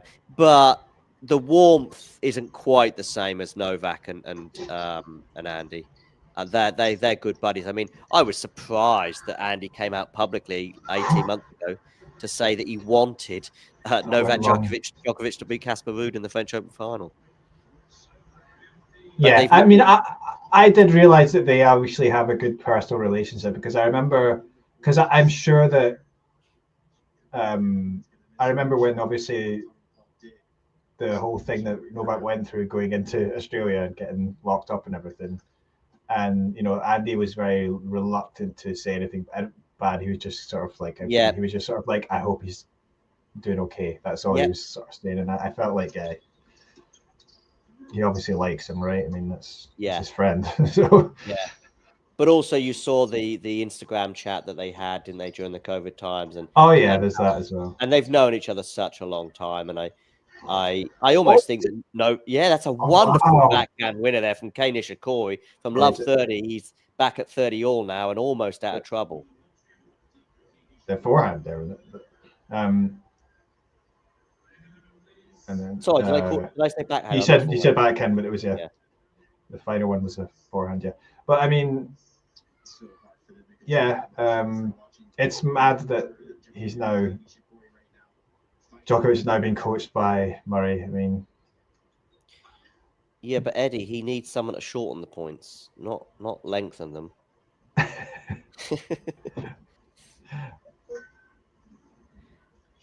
But I think it's an impossible job, though, because I think, well, I mean, of course Novak has a chance, but I think it's just... Yeah, it's also, it's both impossible and also very possible. I actually think I could do it and guide him to a Grand Slam title,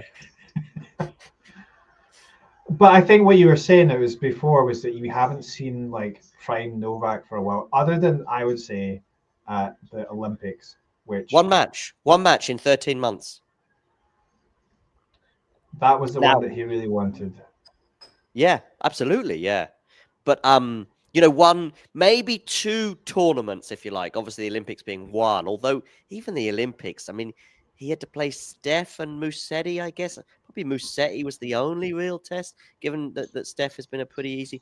That's a breakpoint save there for Nishikori on top of the point from the moment it began and ends up saving it. Yeah, so that's a long time to not really play very well. Maybe I'm being harsh with the French Open. I think he was playing well there, but he was having to grind his way through some of those matches too, bearing in mind the movement and the footwork and the injury he had. But people could talk about Wimbledon. I thought he was very average at Wimbledon, but he had a nice draw. You get Lorenzo Musetti in the Wimbledon semi-final. You get Alex de Minaur withdrawing in the quarters. That's not too bad. I suppose. I mean, he didn't. He was the Wimbledon final was pretty bad, wasn't it? Exactly. Yeah. That must have landed out, I guess, because Nishikori would have. Yeah. Wow, Nishikori's done so well to claw himself back in. If he can actually hold here.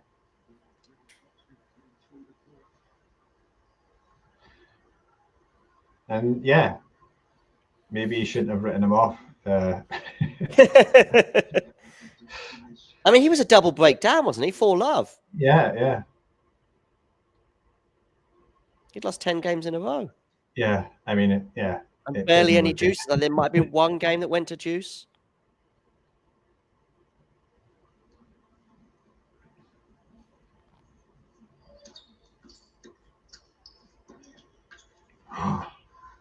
Nope, still juice. So,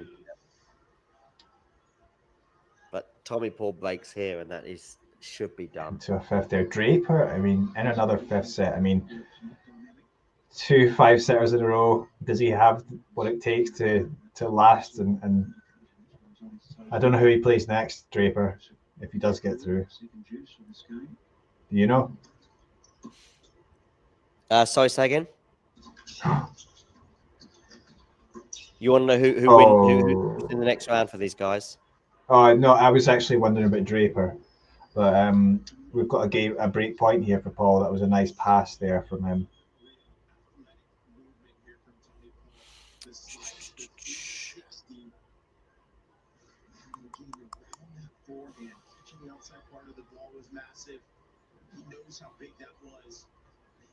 Well, maybe you were right to write him off.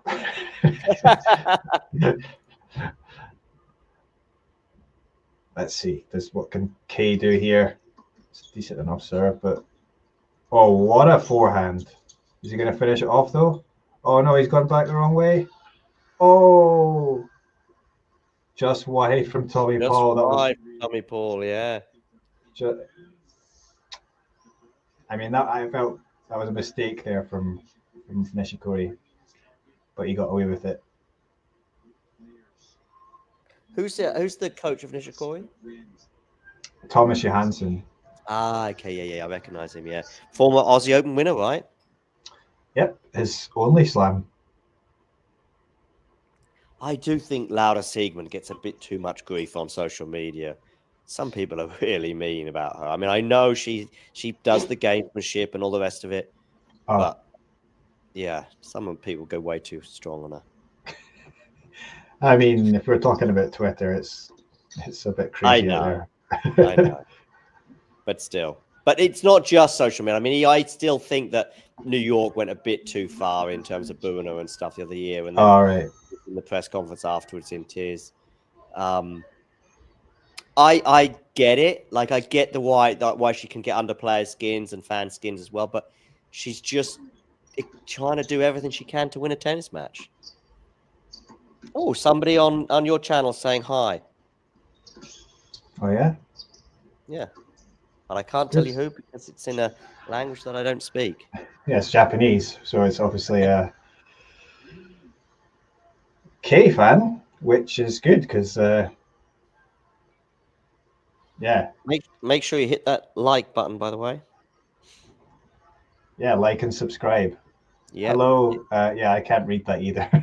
If you're new to Tennis Asia TV, then yes, do definitely hit that subscribe button. If you're new to Talking Tennis as well, hit subscribe. But yeah, whatever. Oh, it trickles over and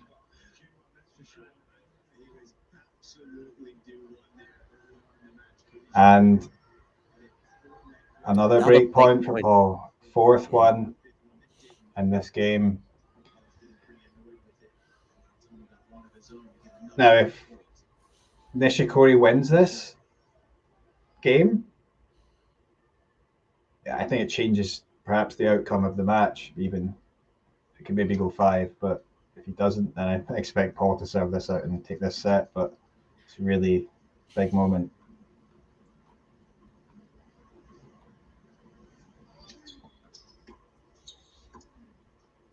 I don't think this bodes well for Claire's prediction of Tommy Paul making the. Oh, you lucky boy, Kay. Fortune favors the brave. There's been about 4 of them that have went Kay's way in crucial points in the match, and in the first set as well, it kind of rattled Paul a little bit.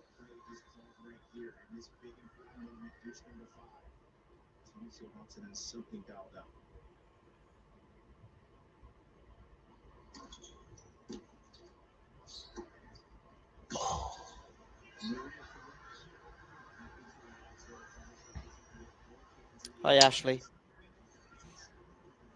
Hit that like button. Alejandro Idiot Davidovich Fokina, someone's asking about. I'm sorry, Jane. I haven't actually. Well, there's the score update. He's 2 sets to love down, and they're on serve in the third. But Davidovich Fokina does have 3 break points, and it looks like it's been super tight. Back to Juice, is that? Yeah, chance missed there, backhand into the net from Nishikori that it shouldn't have gone. That was just an Juice unforced number error. 6. There we go.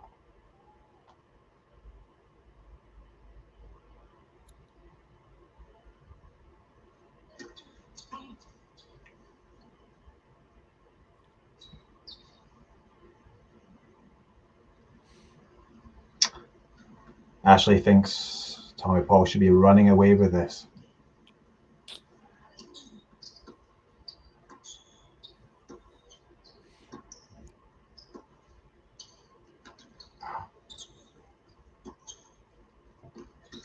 Oh.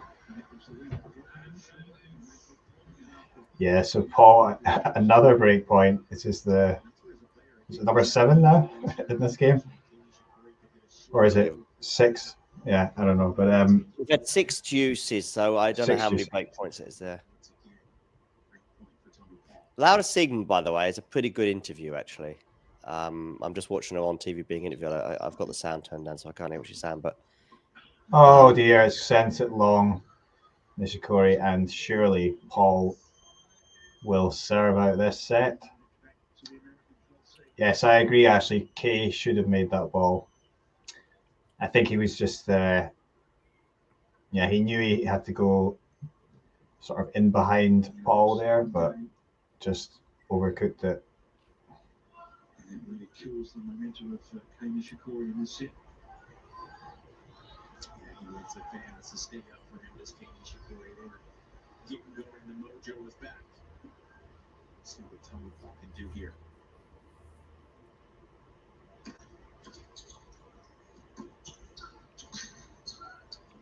Oh. Oh, that is so good from Tommy Paul.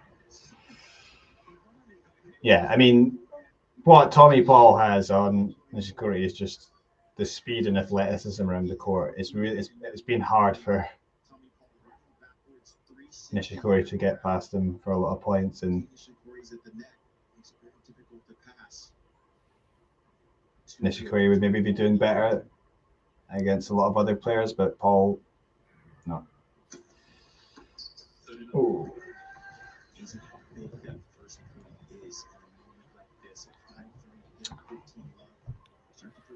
Ashley asked the question, can Tommy Paul get into the top 5 players this year? No. I mean, I think top 10 for sure. I mean, obviously he's close there, but yeah, but would you have? I mean, I'm not saying he can't, but is he in your sort of probable top 10 come the end of this season? I still have Ben. I'm not saying Ben Shelton will be there. I'm not saying Ben Shelton's, maybe going to be a regular there, but I still think his ceiling is higher.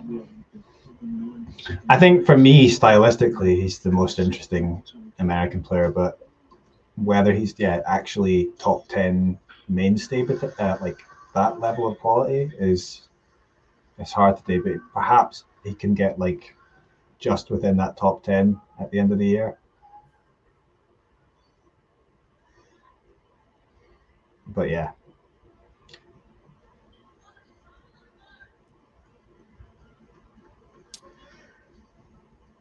And this is it. 2 game points here for Paul.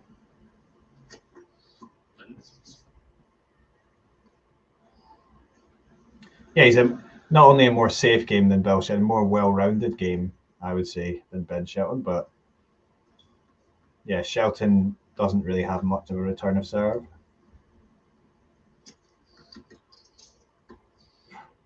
That was a good return. So Kay is in this rally, but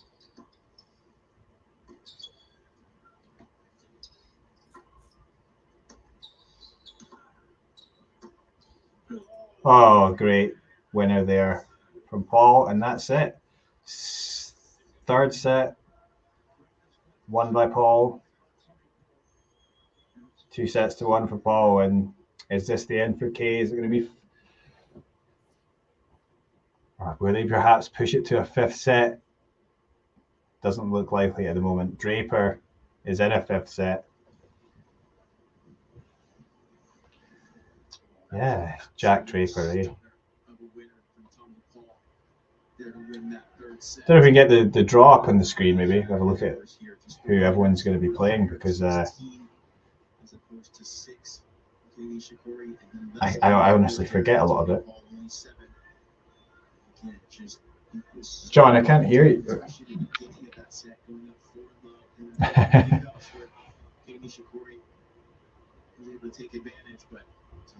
Yeah, Tommy Paul, I mean, statistics there showing he was well on top most of the stats there. So, yeah, good fight back from Kay, but I just think that, yeah, he's 35 years of age, and he's playing against a younger, fitter and opponent at his peak.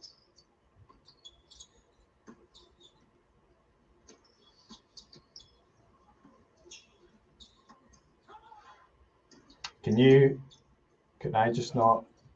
1, 2, 3, 1, 2, 3. Can you hear me? Okay, yeah, I can hear you. It was just it was that moment, that thing I said about earlier. As soon as the battery goes, my thing will go. So I've got the women's draw on the screen as we've got this little mini break at the end of this set, and I already mentioned some of the tasty matches to come. And yeah, Naomi Osaka's brutal draw. Badosa will play Kostyuk. I think I might make Badosa the slight favourite there. Danilovic. I did say that she had a chance of beating Samsonova, and I didn't expect it to be that comfortable. But yeah, so that's interesting. Pagula beating Mertens. I think there was a 3-love head-to-head in the favour of Mertens in that, right? Am I right on that one? I don't know.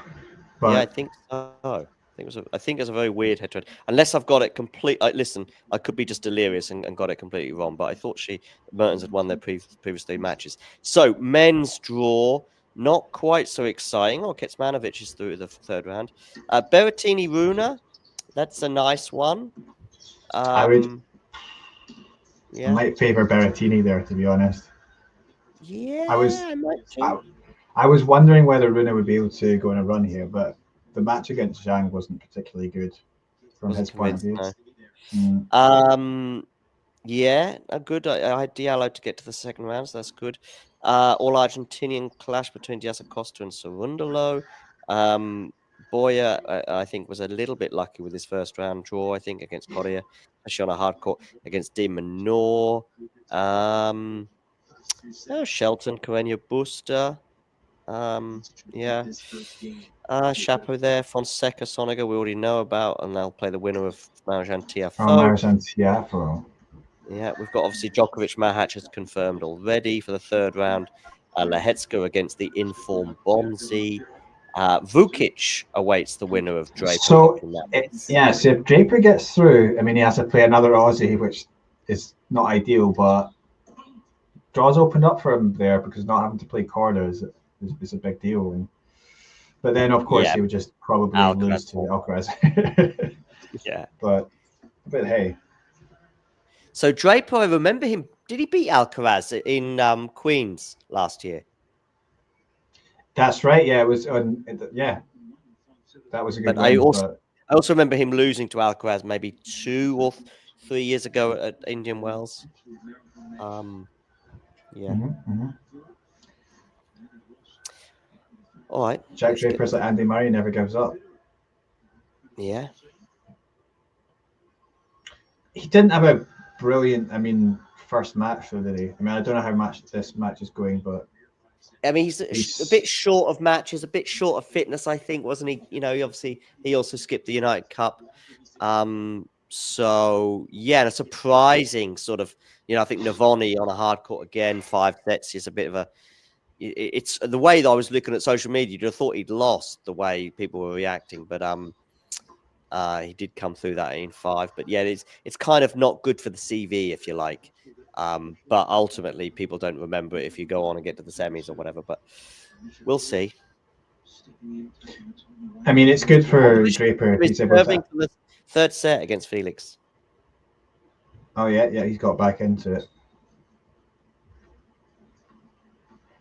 Yeah, I would say it was good if Draper can actually get through 2 5-set matches here, because it's good for him to be able to show that he can actually manage that, because when he was younger a bit, he had problems with his. He had quite a few retirements, didn't he, or problems with lasting in matches, like heat as well. But I think seems he might have got past that now. I suppose it's kind of normal when some players are coming up when they're younger, but.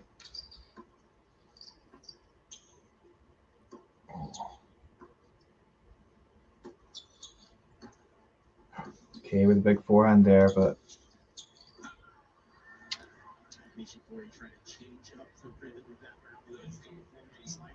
yeah, Nishikori is he's doing well, but he's just having difficulty getting past Paul. Paul is just so sharp.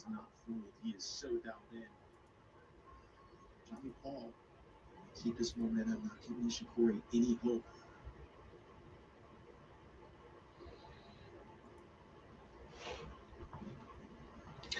Yeah, Grigor Dimitrov, talking about his chances of being in the top 10. He's getting on a bit now.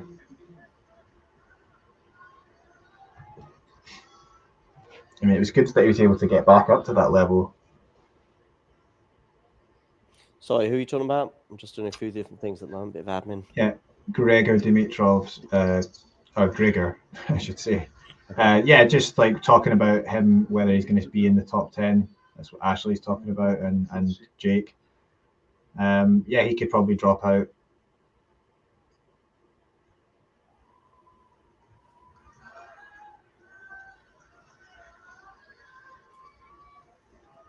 Will Fonseca be there though? In which round? Third round? No, I'm in the top 10. We're talking about this year's Oh, top 10. yeah. Yeah, I would go no. But top 20 wouldn't. I think yeah, top 10 is a big ask, but getting to within the top 50 and maybe even like top 30 is sort of unbelievable, I would say. But we'll have to see.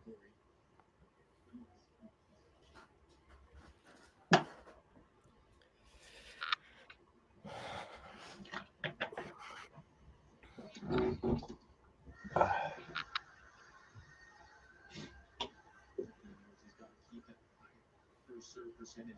Somebody calls me 86% of his returns back in the court. Really asked the question of Nishikori off that first ball.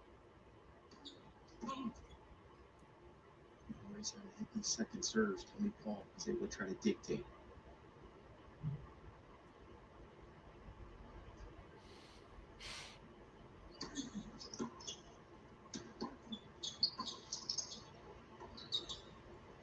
Good slice.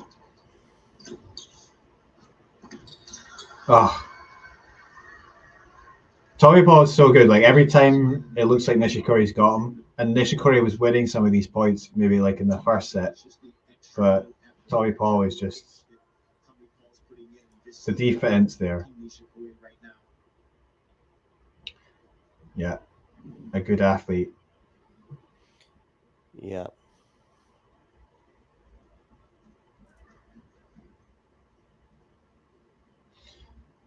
And Tommy Paul, is he a player that could reach a slam final? It'd have to be sort of a draw opening up. I mean, he's been the Australian Open semi-finals. Yeah.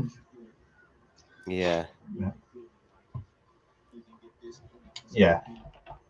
I think no, Jake. I'm loving what I'm seeing at the moment, but his game is probably ultimately a little bit more like Yannick's than Carlos's. So I just remember reacting giddily to some of the shots that he did yesterday. And then a few hours later, reflecting on it, I watched Yannick do that on a regular basis, and I don't react in the same giddy manner. But there's some similarities there. So I wonder if that might, a bit like with Yannick. I think when Yannick did it more inconsistently, I probably liked him a lot more. When he's losing in 5 sets, Yannick to Altmaier at the French Open, I'm more of a fan of his than I am now. He's just so predictable in a very good way on a hard court. Yeah.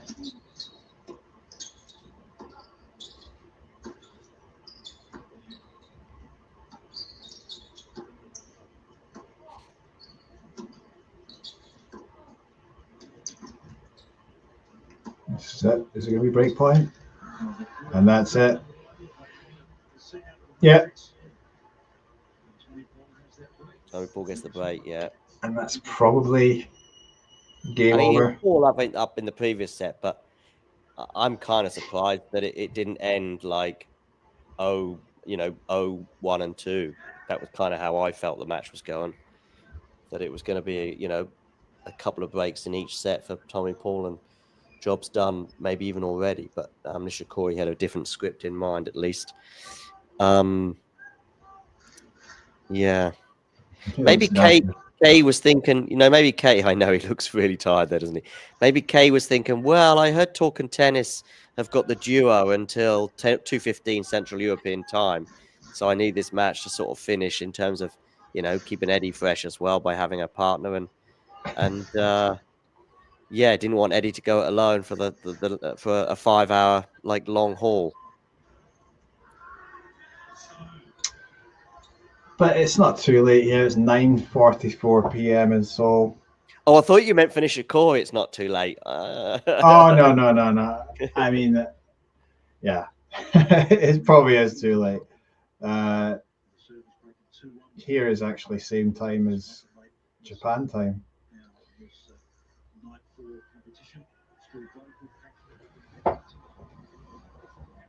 Yeah, disappointing for still got a lot of support there, Nishikori, from the Japanese fans. I mean, they're turning up in numbers.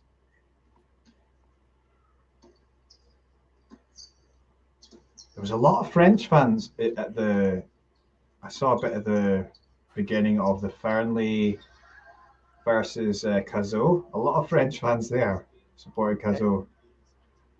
So, yeah, I mean, there's a lot of people.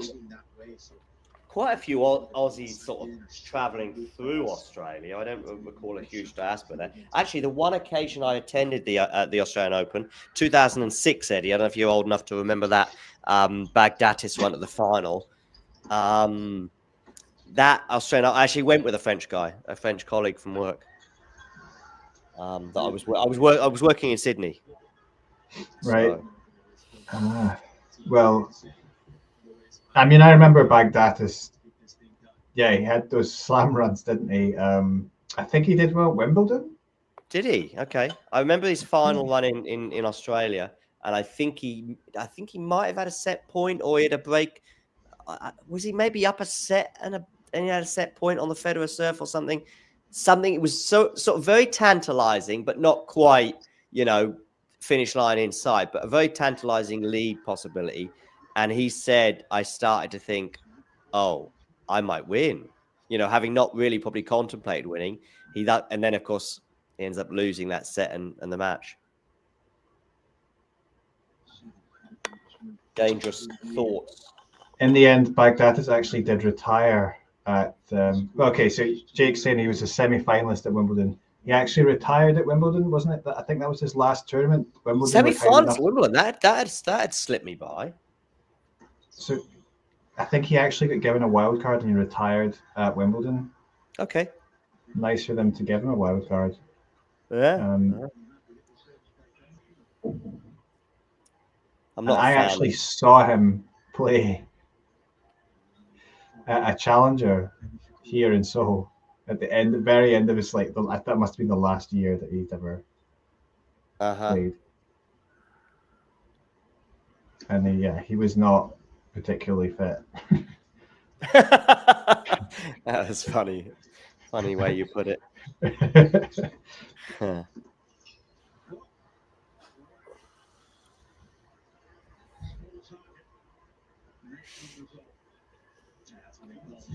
And American fans there. And not as many fans as there were Lebanese fans for Habib in that match.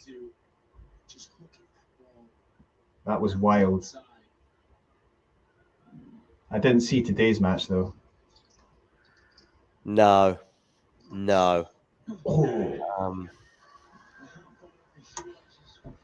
Yeah, poor Kay. He gave himself hope, only for it to be quickly extinguished, I'd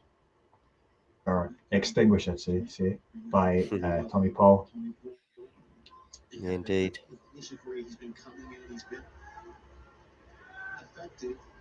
And it's still tight between Draper and Kokkinakis. I'll show you the score on the screen. On serve. Wow, still on serve. Still on serve there.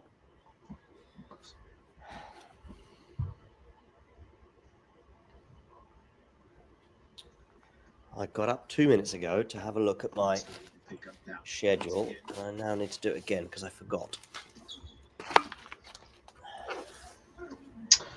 I think Draper might pick this one, and it's going to be now. Draper, I mean, it's funny, how we don't watch a ball from a particular match, but we're just watching the things tick over on Google, and you get feelings, don't you, for it? Yeah, and it's funny how the scoreboard can influence our feelings than players so much. Yeah, I know what you mean, though. If he does get through, I think it's going to be big for him, sort of mentally in terms of, and it must just feel good to be able to get through 2 5-setters. Just to know that you can do that.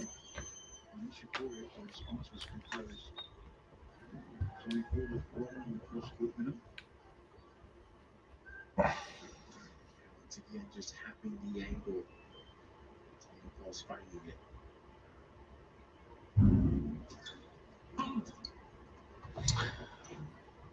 Yeah, on Kay's, Jake's asking about Kay's. Oh, my stream just disappeared. So that on Kay's deciding set record, saying it's maybe surprising, but I mean, it could be argued that a lot of those, you know, some of those anyway, that he shouldn't have got into that situation, as in, you know, he ended up taking matches to 5 sets that he maybe should have got wrapped up in 4 or 5, 3 or 4, but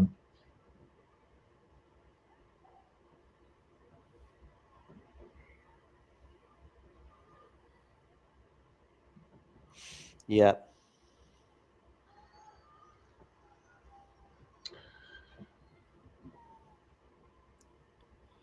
Yeah, this is a double break point. I mean, Nishikori just. Yeah. Yeah, I think the belief is gone. Yeah, as Ashley says.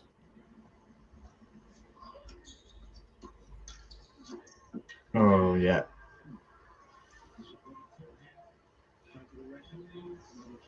Yeah. Kay turned 35 just before the Hong Kong tournament started. He needed a 3 or 4 set win in the first round rather than 5. I mean, I know he was 2 sets to love down, had to save a match point, didn't he? So that soon not became an option. But I mean, He had 2 days of rest though. Top 5. Yeah, 5-setter. So yeah.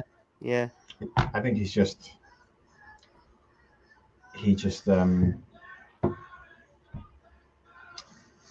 yeah, well, Paul, I think he's just a much better and fitter, younger, obviously as well, just athlete, and it kind of that made the difference, I think, because Nishikori would played very well in that first set, but at some point it just wasn't good enough, and I don't think Nishikori quite knew what to do. He's not, although he's such a good ball striker. It does feel like, I mean, he's obviously hitting the ball so well accurately into the corners and stuff, but he maybe just lacks that little bit of power that you need to get through these days. And for him, it's like he's putting his full weight into a lot of those shots, and I think it's not surprising that he gets tired, especially when he gets into the longer rallies. And yeah, he's just outplayed today, unfortunately. And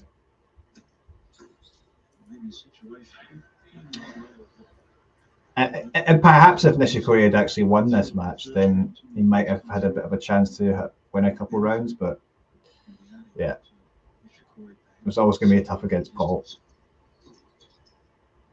Yeah.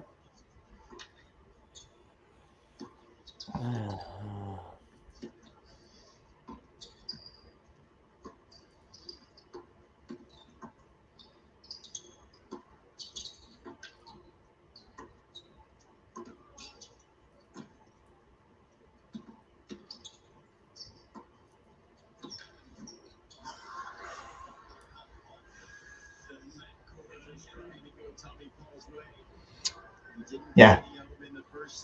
I mean, Kay is not the only player. Jake's talking about him not picking up a Masters title. I mean, that Madrid final, obviously. Yeah. He retired. Does I mean, it matters. Yes, it does matter.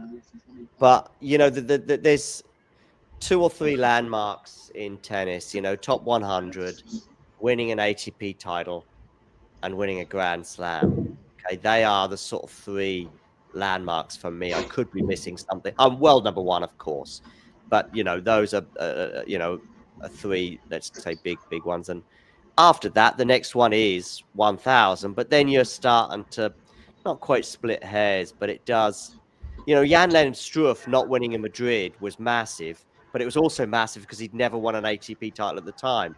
Now he's won Munich. It's kind of like, well, 250 in his home country. It's not bad, you know. And he might win another one as well. You never know. So it's this. I did feel a bit bad for Jan-Lennard, but it was also bad because he'd never won a title. I just think not winning a 1,000 is quite big. But if you've won titles like Kay has, then it's not it's not the same as Ons. You know, it's not the same as to some extent Mukova or I'm trying to think who is the biggest bridesmaid in. I mean, Gabriela Sabatini won a slam, but she had quite a few finals. You know, Novotna was the biggest, you know, bridesmaid until she so happily got over the line 5 years later at Wimbledon. But I'm wondering who's the biggest bridesmaid in tennis history. Let us know in the live chat.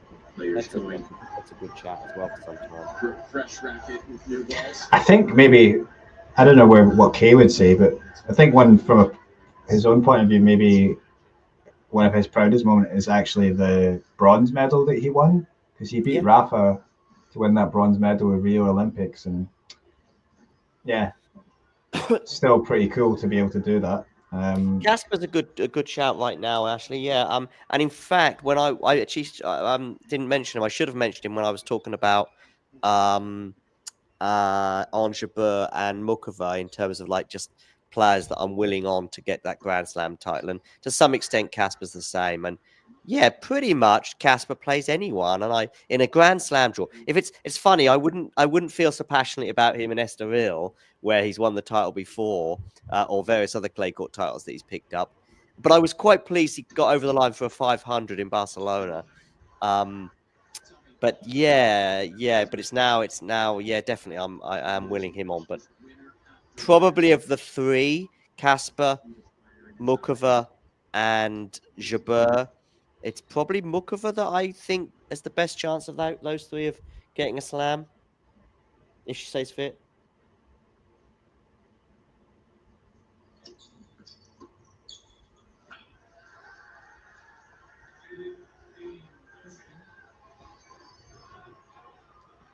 Tim Henman. Tim Henman never got to a slam final. He got to semi-finals. Yeah, exactly. And it's not quite the same. Yeah, he was just a semi-finalist once at Roland Garros. I think that was largely because of the draw. And then, I don't know how many Wimbledons, 2 or 3 semi-finals maybe. Yeah. Should have, would have, could have. But, yeah, I mean, the problem for him, his best surface was obviously grass, and you had Sampras there and other guys that could serve bombs, and he was not quite, he didn't quite have that power. Yeah. But, yeah.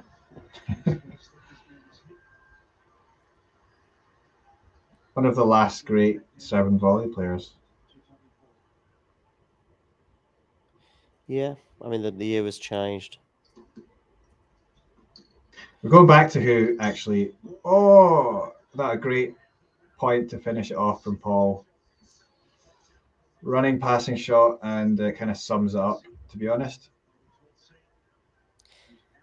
And job done for Tommy Paul. Jake's asking when I started watching tennis. I started watching tennis. Well, I mean, I remember like when I was a kid, like, what's his face? Tim Henman and stuff, and that sort of time. But I sort of started watching it more seriously in about 2015. But I guess I kind of was paying attention like from the start of like the other guys, like when Rafa and Djokovic and Murray like arrived onto the scene, I did start paying more attention. But from like 2015, I started watching tennis a lot more.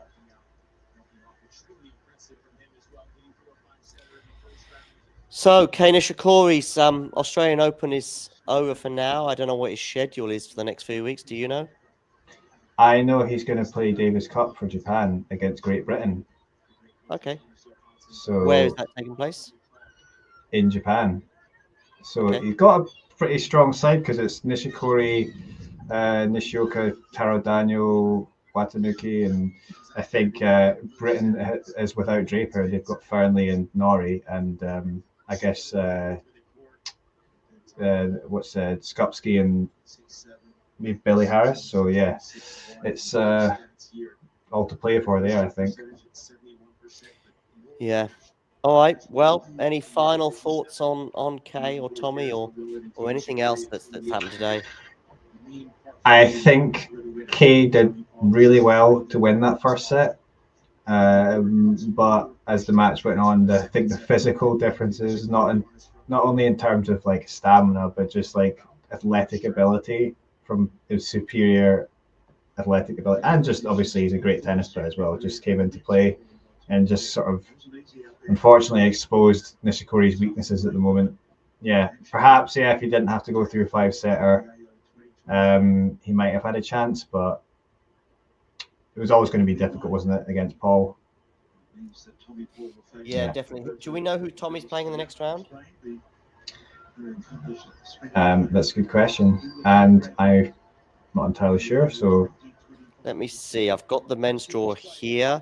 Just rolling through it right now. Carbeas Baena. So that's a nice draw for Tommy. It gets much more difficult after that when he'll be playing Davidovich Fokina, who's 3-love up now in the fourth set against Felix. So that looks like, and he's 3-love up with what seems to be a double break. So I don't know if Felix is struggling physically but they could be going 5.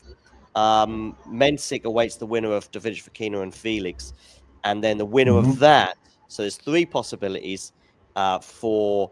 I think Tommy Paul is beating Carbeas Baena, and then he'll be playing Mensik, Davidovich Fokina, or Felix in the 4th round. So it's a nice draw for Tommy. That's not to say that he's beating Felix, ADF, or Mensik, but you're always going to likely have a tough 4th round opponent. So that's not bad for Tommy, and they're quarterfinals. Well, I think he'd be potentially playing Zverev. I like what I saw from him today. So I mean, I would, feel good about his chances to get through to that quarterfinal. But then Zverev is the quarterfinal. Yeah. Okay. Yes, Jake. There is a last ball drops. There pretty much always is for the first 9 days or so, or 10 days of a Grand Slam, with the exception of the US Open, just because the time zone makes it very difficult. But there might be an occasional one that might not happen just because we're all just so tired. But that's pretty much a guaranteed. Yeah, so it will be with Fergus and Damien. Anyway, sorry, I coming back to the draw. What were you saying? Sorry, there's something, Eddie?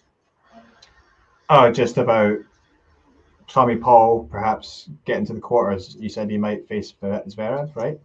Yeah, that seems to me like that would be the end of his run there. Yeah, probably, but yeah, he would need a bit of luck, wouldn't he, with the draw opening up to get to semis or the final. But yeah, I think it's not a bad shout that you said, which was to have Zverev going all the way to the final. And I mean, who knows? Maybe Alcaraz doesn't get to the semis. I think he will, but maybe he won't. Maybe it'll be Novak. Maybe it'll be Lehecka. You think that Zverev can still win a slam? Yeah, I do. And I think the chances are around about 50-50. I think even those that back him are probably backing him on the basis of a 60-40 equation, and those that don't back him are not backing him on the basis of a sort of 40-60. And none of us really know. None of us are really sure. And probably most people fall between somewhere those two stools. And I'm probably around about 51-49, and that he does do it. He's got everything. And he is the one, and I've been saying this for a while. I know other people now are airing their thoughts on social media, but I've been saying this for almost 2 years. Since I remember Zverev beating Alcaraz at the French Open in 2022, actually. So almost 3 years. And him saying in his speech afterwards, something that we were all thinking was that I've won today, but eventually you're going to come flying past. and Alcaraz and now Sinner and potentially one day João Fonseca and Mensik, they're just going to fly by Tsitsipas, Rublev, Medvedev. I'm sure I'm missing one or two as more in that little sort of group of players that have, won one Grand Slam between them. And then there's Taylor Fritz as well, and Tommy Paul, and I could go on, and Casper Ruud, and these guys are just flying past. Now Medvedev has got his slam on the board, so that's good, but good job he has, because otherwise he'd be in big trouble. And those that haven't are probably done now in terms of that. But he's the exception. He's one that actually has hung on to their coattails for at least a couple of years, and he's still there or thereabouts with Yannick and Carlos.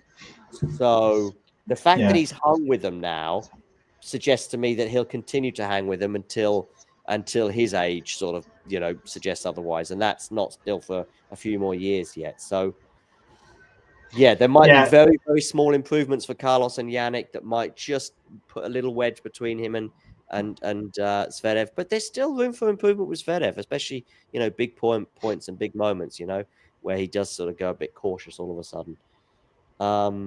So, yeah, what about you?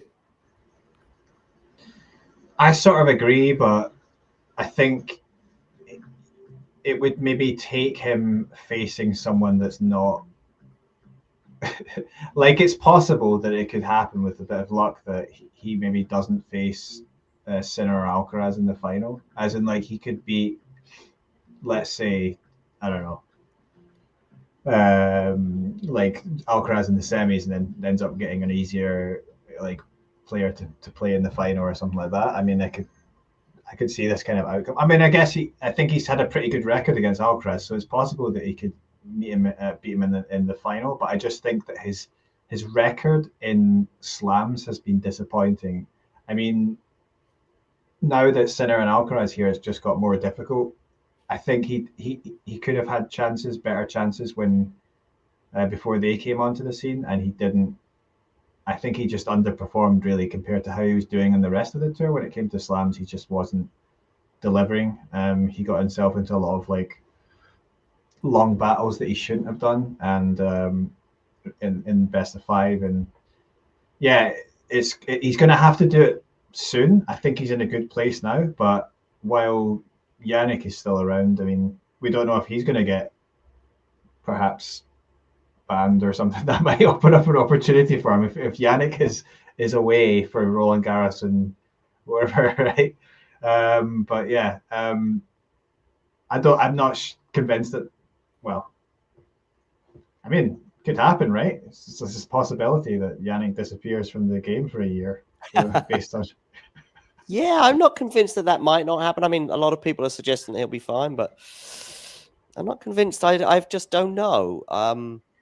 I think if WADA are kind of gunning for you, then I think that he might have to serve something. We'll see. I just have no idea, and I don't think anyone really does. So it could be anything from nothing to a year. It could be just a sort of a few weeks, but yeah, we'll see. But that's obviously for the courts to decide in April, I believe the date has been set for, which is obviously going to be an inconvenient time of the year as we approach potentially 2 slams that he might miss out on, and maybe 3. There's obviously 3 that are very close to each other in sort of end of May, June, July, and then September. All right. Well, unless you've got any final words, I think we can bring this stream to a close. Yeah, no, it's been interesting match, and unfortunate for Kay, but we look forward and see how the rest of the tennis goes. Still much to look forward to. Cool.